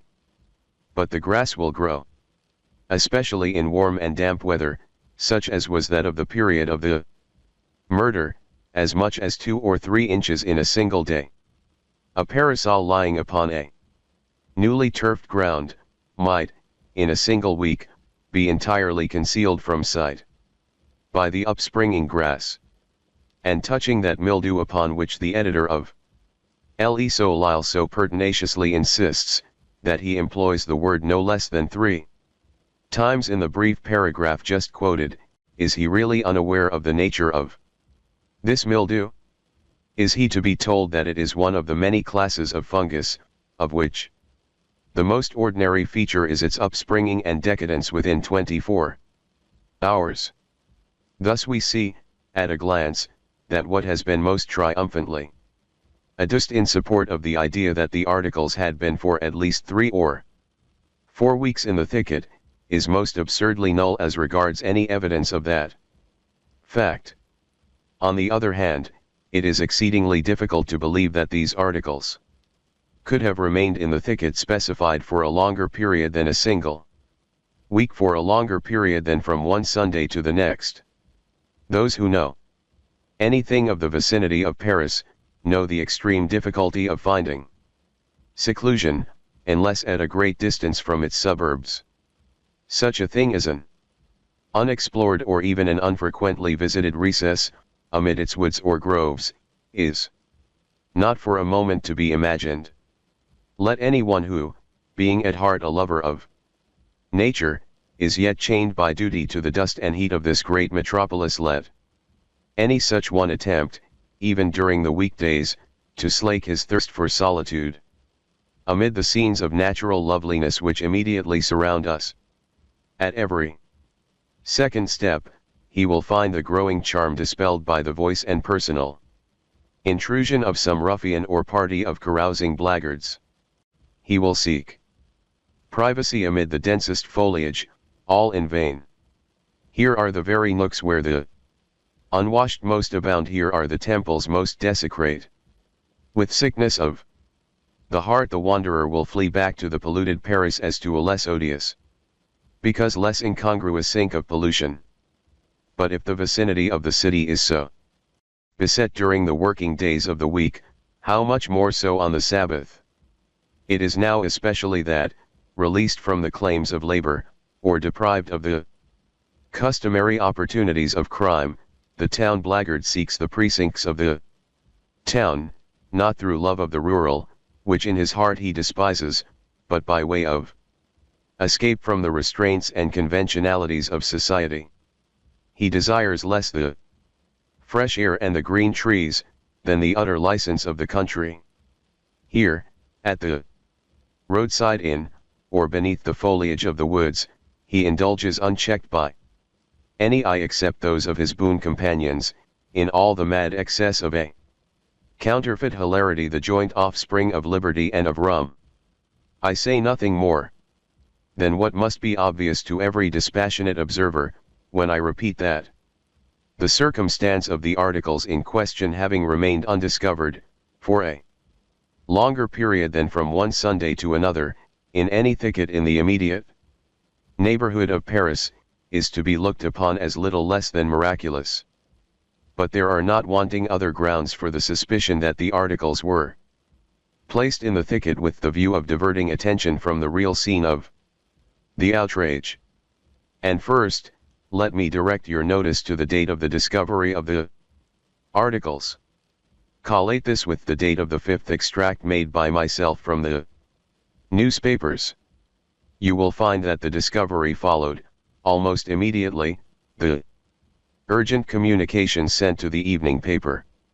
These communications, although various, and apparently from various sources, tended all to the same point, viz., the directing of attention to a gang as the perpetrators of the outrage, and to the neighborhood of the Barrière du Roule as its scene. Now, here, of course, the suspicion is not that, in consequence of these communications, or of the public attention by them directed, the articles were found by the boys, but the suspicion might and may well have been, that the articles were not before found by the boys, for the reason that the articles had not before been in the thicket, having been deposited there only at so late a period as at the date, or shortly prior to the date of the communications, by the guilty authors of these communications themselves. This thicket was a singular and exceedingly singular one. It was unusually dense. Within its naturally walled enclosure were 3 extraordinary stones, forming a seat with a back and a footstool. And this thicket, so full of art, was in the immediate vicinity, within a few rods, of the dwelling of Madame de Luc, whose boys were in the habit of closely examining the shrubberies about them in search of the bark of the sassafras. Would it be a rash wager, a wager of 1,000 to 1, that a day never passed over the heads of these boys without finding at least one of them ensconced in the umbrageous hall, and enthroned upon its natural throne? Those who would hesitate at such a wager, have either never been boys themselves, or have forgotten the boyish nature. I repeat, it is exceedingly hard to comprehend how the articles could have remained in this thicket undiscovered, for a longer period than 1 or 2 days, and that thus there is good ground for suspicion, in spite of the dogmatic ignorance of Le Soleil, that they were, at a comparatively late date, deposited where found. But there are still other and stronger reasons for believing them so deposited than any which I have as yet urged. And, now, let me beg your notice to the highly artificial arrangement of the articles. On the upper stone lay a white petticoat, on the second, a silk scarf, scattered around, were a parasol, gloves, and a pocket handkerchief bearing the name Marie Roget. Here is just such an arrangement as would naturally be made by a not over-acute person wishing to dispose the articles naturally. But it is by no means a really natural arrangement. I should rather have looked to see the things all lying on the ground and trampled underfoot. In the narrow limits of that bower, it would have been scarcely possible that the petticoat and scarf should have retained a position upon the stones, when subjected to the brushing to and fro of many struggling persons. There was evidence, it is said, of a struggle, and the earth was trampled, the bushes were broken, but the petticoat and the scarf are found deposited as if upon shelves. The pieces of the frock torn out by the bushes were about 3 inches wide and 6 inches long. One part was the hem of the frock and it had been mended. They looked like strips torn off. Here, inadvertently, Le Soleil has employed an exceedingly suspicious phrase. The pieces, as described, do indeed look like strips torn off, but purposely and by hand. It is one of the rarest of accidents that a piece is torn off, from any garment such as is now in question, by the agency of a thorn.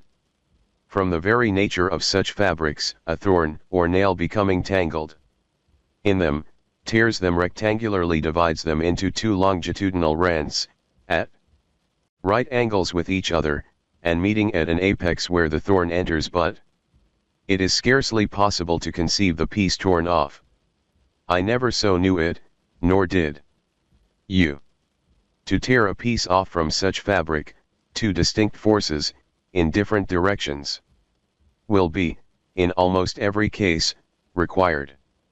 If there be two edges to the fabric, if, for example, it be a pocket handkerchief, and it is desired to tear from it a slip, then, and then only, will the one force serve the purpose. But in the present case the question is of a dress, presenting but one edge. To tear a piece from the interior, where no edge is presented, could only be effected by a miracle through the agency of thorns, and no one thorn could accomplish it. But, even where an edge is presented, two thorns will be necessary, operating, the one in two distinct directions, and the other in one. And this in the supposition that the edge is unhemmed. If hemmed, the matter is nearly out of the question. We thus see the numerous and great obstacles in the way of pieces being torn off through the simple agency of thorns, yet we are required to believe not only that one piece, but that many have been so torn. And one part, too, was the hem of the frock. Another piece was part of the skirt, not the hem, that is to say, was torn completely out, through the agency of thorns, from the unedged interior of the dress. These, I say, are things which one may well be pardoned for disbelieving. Yet, taken collectedly, they form, perhaps, less of reasonable ground for suspicion, than the one startling circumstance of the articles having been left in this thicket at all, by any murderers who had enough precaution to think of removing the corpse. You will not have apprehended me rightly, however, if you suppose it my design to deny this thicket as the scene of the outrage. There might have been a wrong here, or more possibly, an accident at Madame Deluxe. But, in fact, this is a point of minor importance. We are not engaged in an attempt to discover the scene, but to produce the perpetrators of the murder. What I have adduced, notwithstanding the minuteness with which I have adduced it, has been with the view, first, to show the folly of the positive and headlong assertions of Le Solile, but secondly and chiefly, to bring you, by the most natural route, to a further contemplation of the doubt whether this assassination has, or has not, been the work of a gang. We will resume this question by mere allusion to the revolting details of the surgeon examined at the inquest. It is only necessary to say that his published inferences, in regard to the number of the ruffians, have been properly ridiculed as unjust and totally baseless, by all the reputable anatomists of Paris.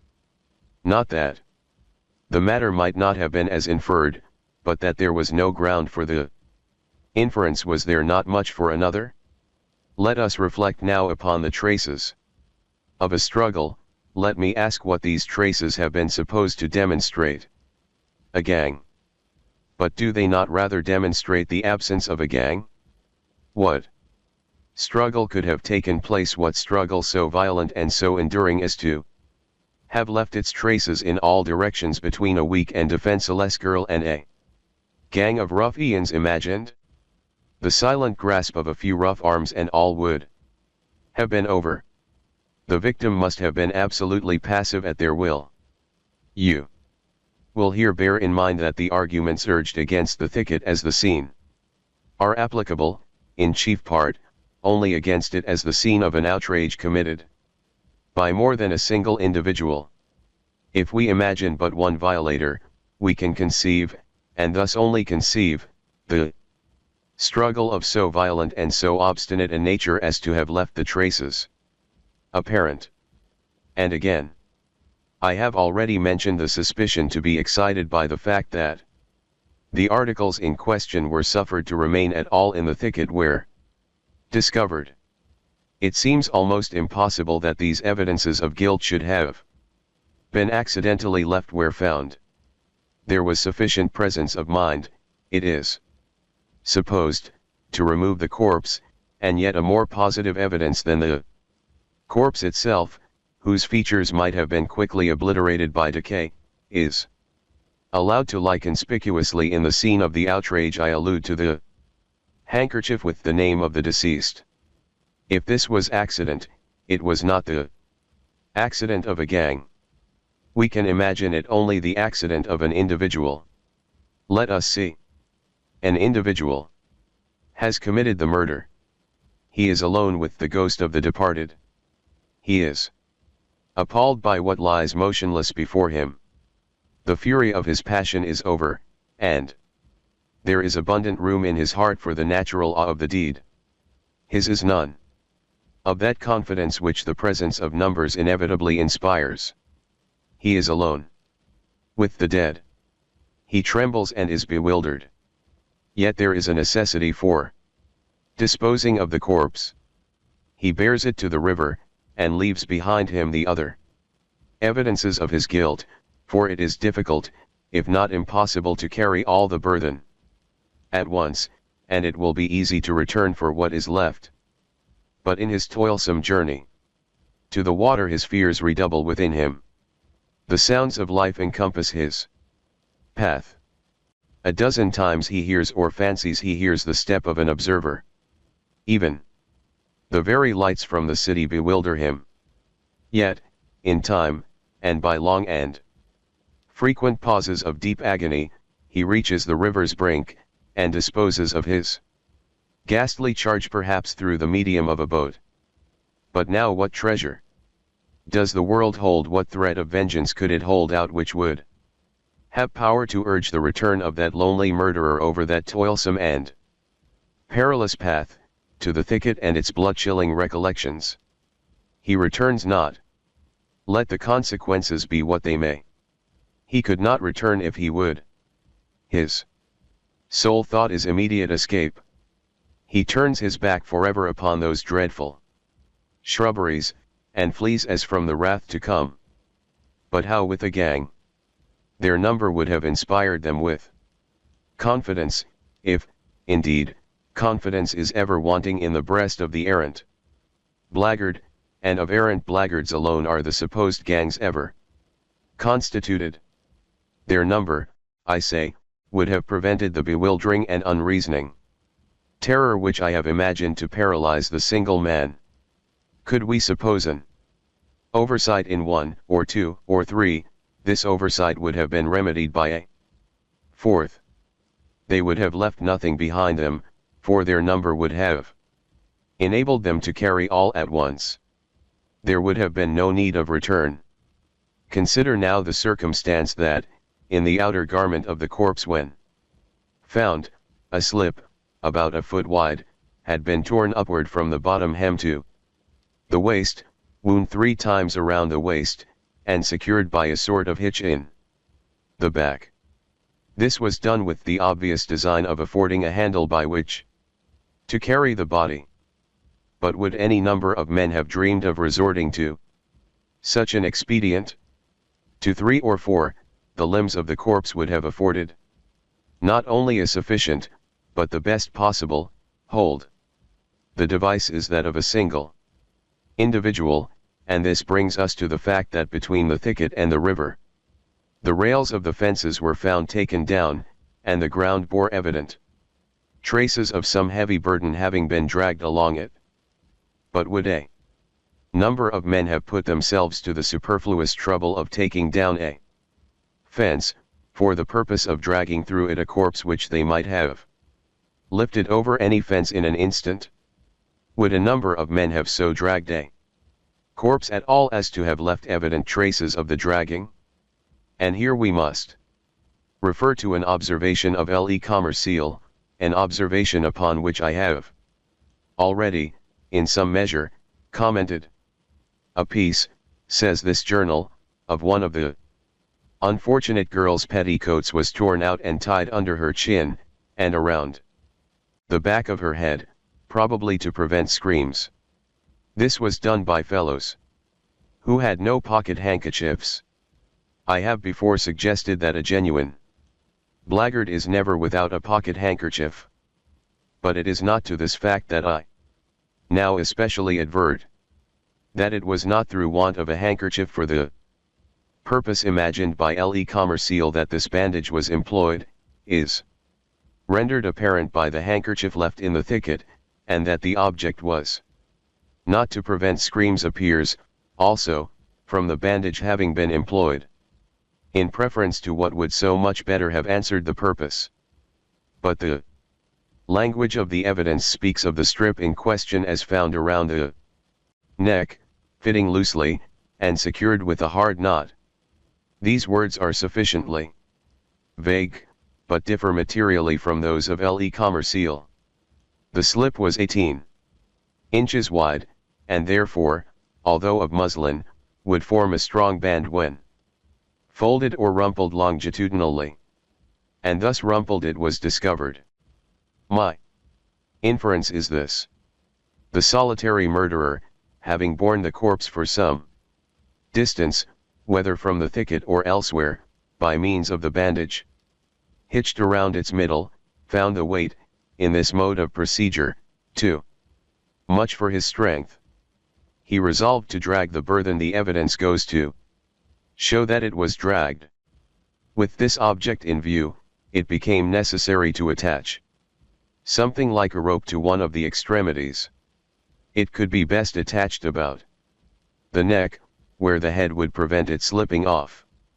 And now the murderer bethought him, unquestionably, of the bandage about the loins.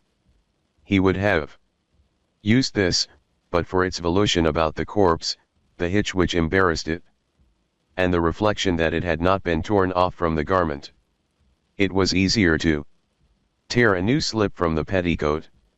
He tore it, made it fast about the neck, and so dragged his victim to the brink of the river.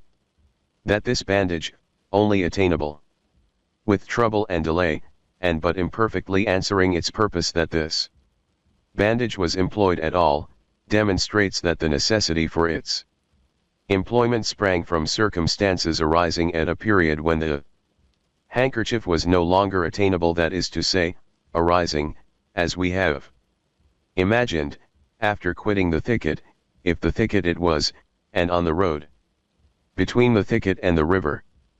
But the evidence, you will say, of Madame de Luc, points especially to the presence of a gang in the vicinity of the thicket, at or about the epoch of the murder. This I grant. I doubt if there were not a dozen gangs, such as described by Madame de Luc, in and about the vicinity of the Barrière du Roule at or about the period of this tragedy.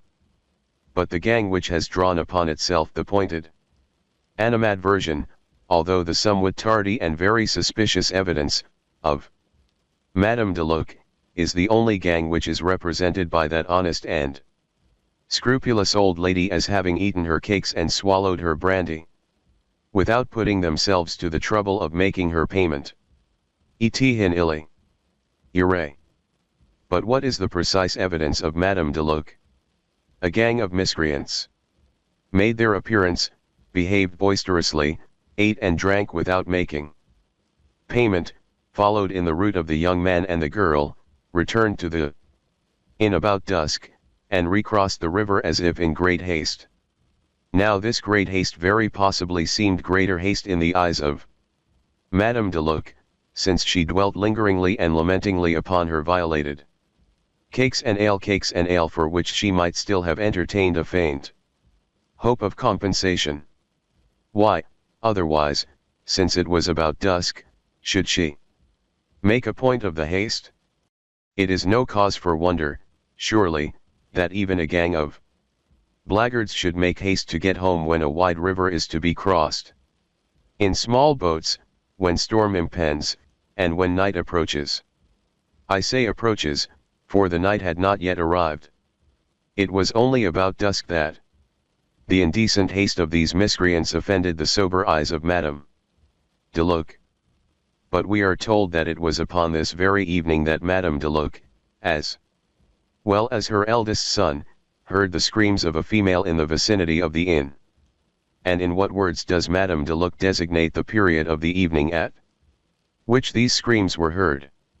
It was soon after dark, she says. But soon after dark is, at least, dark, and about dusk is as certainly daylight. Thus it is abundantly clear that the gang quitted the Barrière du Roule prior to the screams overheard by Madame de Luc. And although, in all the many reports of the evidence, the relative expressions in question are distinctly and invariably employed just as I have employed them in this conversation with yourself, no notice whatever of the gross discrepancy has, as yet, been taken by any of the public journals, or by any of the myrmidons of police. I shall add but one to the arguments against a gang, but this one has, to my own understanding at least, a weight altogether irresistible. Under the circumstances of large reward offered, and full pardon to any king's evidence, it is not to be imagined, for a moment, that some member of a gang of low ruffians, or of any body of men would not long ago have betrayed his accomplices. Each one of a gang, so placed, is not so much greedy of reward, or anxious for escape, as fearful of betrayal. He betrays eagerly and early that he may not himself be betrayed. That the secret has not been divulged is the very best of proof that it is, in fact, a secret. The horrors of this dark deed are known only to one, or two, living human beings, and to God. Let us sum up now the meager yet certain fruits of our long analysis. We have attained the idea either of a fatal accident under the roof of Madame de Luc, or of a murder perpetrated, in the thicket at the Barrière du Roule, by a lover, or at least by an intimate and secret associate of the deceased. This associate is of swarthy complexion. This complexion, the hitch in the bandage, and the sailor's knot with which the bonnet ribbon is tied, point to a seaman. His companionship with the deceased, a gay but not an abject young girl, designates him as above the grade of the common sailor. Here the well-written and urgent communications to the journals are much in the way of corroboration. The circumstance of the first elopement as mentioned by Le Mercury, tends to blend the idea of the seaman with that of that naval officer who is first known to have led the unfortunate into crime. And here, most fitly, comes the consideration of the continued absence of him of the dark complexion. Let me pause to observe that the complexion of this man is dark and swarthy. It was no common swarthiness which constituted the sole point of remembrance, both as regards Valence and Madame de Luc. But why is this man absent? Was he murdered by the gang? If so, why are there only traces of the assassinated girl? The scene of the two outrages will naturally be supposed identical. And where is his corpse? The assassins would most probably have disposed of both in the same way. But it may be said that this man lives, and is deterred from making himself known, through dread of being charged with the murder. This consideration might be supposed to operate upon him now at late period, since it has been given in evidence that he was seen with Marie, but it would have had no force at the period of the deed. The first impulse of an innocent man would have been to announce the outrage, and to aid in identifying the ruffians. This policy would have suggested he had been seen with the girl. He had crossed the river with her in an open ferry boat. The denouncing of the assassins would have appeared, even to an idiot, the surest and sole means of relieving himself from suspicion. We cannot suppose him, on the night of the fatal Sunday, both innocent himself and incognizant of an outrage committed. Yet only under such circumstances is it possible to imagine that he would have failed, if alive, in the denouncement of the assassins. And what means are ours of attaining the truth? We shall find these means multiplying and gathering distinctness as we proceed. Let us sift to the bottom this affair of the first elopement. Let us know the full history of the officer, with his present circumstances, and his whereabouts at the precise period of the murder. Let us carefully compare with each other the various communications sent to the evening paper, in which the object was to inculpate a gang. This done, let us compare these communications, both as regards style and mise, with those sent to the morning paper, at a previous period, and insisting so vehemently upon the guilt of Manet. And, all this done, let us again compare these various communications with the known manuscripts of the officer. Let us endeavor to ascertain, by repeated questionings of Madame de Luc and her boys, as well as of the omnibus driver, Valence, something more of the personal appearance and bearing of the man of dark complexion. Queries, skillfully directed, will not fail to elicit, from some of these parties, information on this particular point, or upon others, information which the parties themselves may not even be aware of possessing. And let us now trace the boat picked up by the bargeman on the morning of Monday the 23rd of June, and which was removed from the barge office, without the cognizance of the officer in attendance, and without the rudder, at some period prior to the discovery of the corpse. With the proper caution and perseverance we shall infallibly trace this boat, for not only can the bargeman who picked it up identify it, but the rudder is at hand. The rudder of a sailboat would not have been abandoned, without inquiry, by one altogether at ease in heart.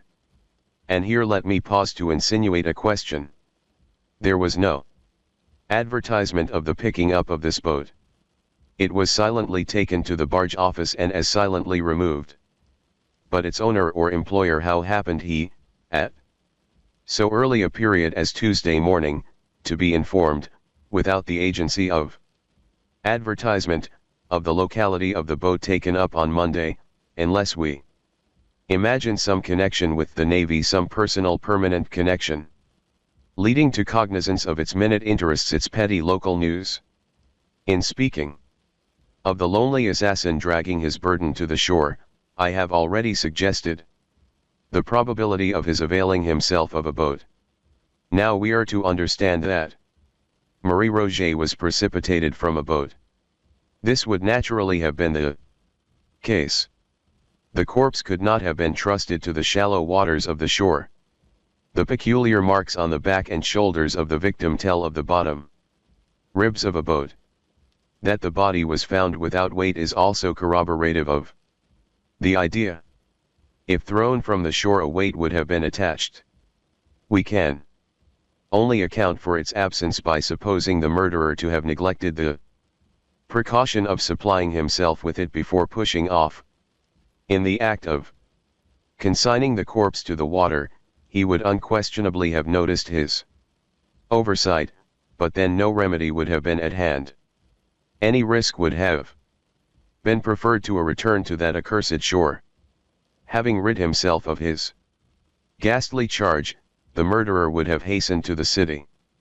There, at some obscure wharf, he would have leaped on land. But the boat, would he have secured it? He would have been in too great haste for such things as securing a boat. Moreover, in fastening it to the wharf, he would have felt as if securing evidence against himself. His natural thought would have been to cast from him, as far as possible, all that had held connection with his crime. He would not only have fled from the wharf, but he would not have permitted the boat to remain. Assuredly he would have cast it adrift. Let us pursue our fancies. In the morning, the wretch is stricken with unutterable horror at finding that the boat has been picked up and detained at a locality which he is in the daily habit of frequenting, at a locality, perhaps, which his duty compels him to frequent. The next night, without daring to ask for the rudder, he removes it. Now where is that rudderless boat? Let it be one of our first purposes to discover. With the first glimpse we obtain of it, the dawn of our success shall begin. This boat shall guide us, with a rapidity which will surprise even ourselves, to him who employed it in the midnight of the fatal Sabbath. Corroboration will rise upon corroboration, and the murderer will be traced. For reasons which we shall not specify, but which to many readers will appear obvious, we have taken the liberty of here omitting, from the manuscripts placed in our hands, such portion as details the following up of the apparently slight clue obtained by Dupin. We feel it advisable only to state, in brief, that the result desired was brought to pass, and that the prefect fulfilled punctually, although with reluctance, the terms of his compact with the Chevalier. Mr. Poe's article concludes with the following words: eds 22. It will be understood that I speak of coincidences and no more. What I have said above upon this topic must suffice. In my own heart there dwells no faith in preternature. That nature and its God are two, no man who thinks will deny. That the latter, creating the former, can, at will, control or modify it, is also unquestionable. I say at will, for the question is of will, and not, as the insanity of 22 of the magazine in which the article was originally published. Logic has assumed a power. It is not that the deity cannot modify his laws, but that we insult him in imagining a possible necessity for modification. In their origin these laws were fashioned to embrace all contingencies which could lie in the future. With God all is now. I repeat, then, that I speak of these things only as of coincidences. And further, in what I relate it will be seen that between the fate of the unhappy Mary Cecilia Rogers, so far as that fate is known, and the fate of one Marie Roget up to a certain epoch in her history, there has existed a parallel in the contemplation of whose wonderful exactitude the reason becomes embarrassed. I say all this will be seen. But let it not for a moment be supposed that, in proceeding with the sad narrative of Marie from the epoch just mentioned, and in tracing to its denouement the mystery which enshrouded her, it is my covert design to hint at an extension of the parallel, or even to suggest that the measures adopted in Paris for the discovery of the assassin of a grisette, or measures founded in any similar ratiocination would produce any similar result. For, in respect to the latter branch of the supposition, it should be considered that the most trifling variation in the facts of the two cases might give rise to the most important miscalculations, by diverting thoroughly the two courses of events, very much as, in arithmetic, an error which, in its own individuality, may be inappreciable, produces, at length, by dint of multiplication at all points of the process, a result enormously at variance with truth. And, in regard to the former branch, we must not fail to hold in view that the very calculus of probabilities to which I have referred, forbids all idea of the extension of the parallel, forbids it with a positiveness strong and decided just in proportion as this parallel has already been long drawn and exact.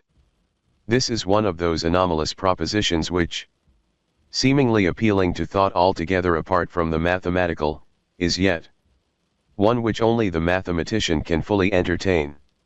Nothing, for example, is more difficult than to convince the merely general reader that the fact of 6s having been thrown twice in succession by a player at dice, is sufficient cause for betting the largest odds that 6s will not be thrown in the third attempt.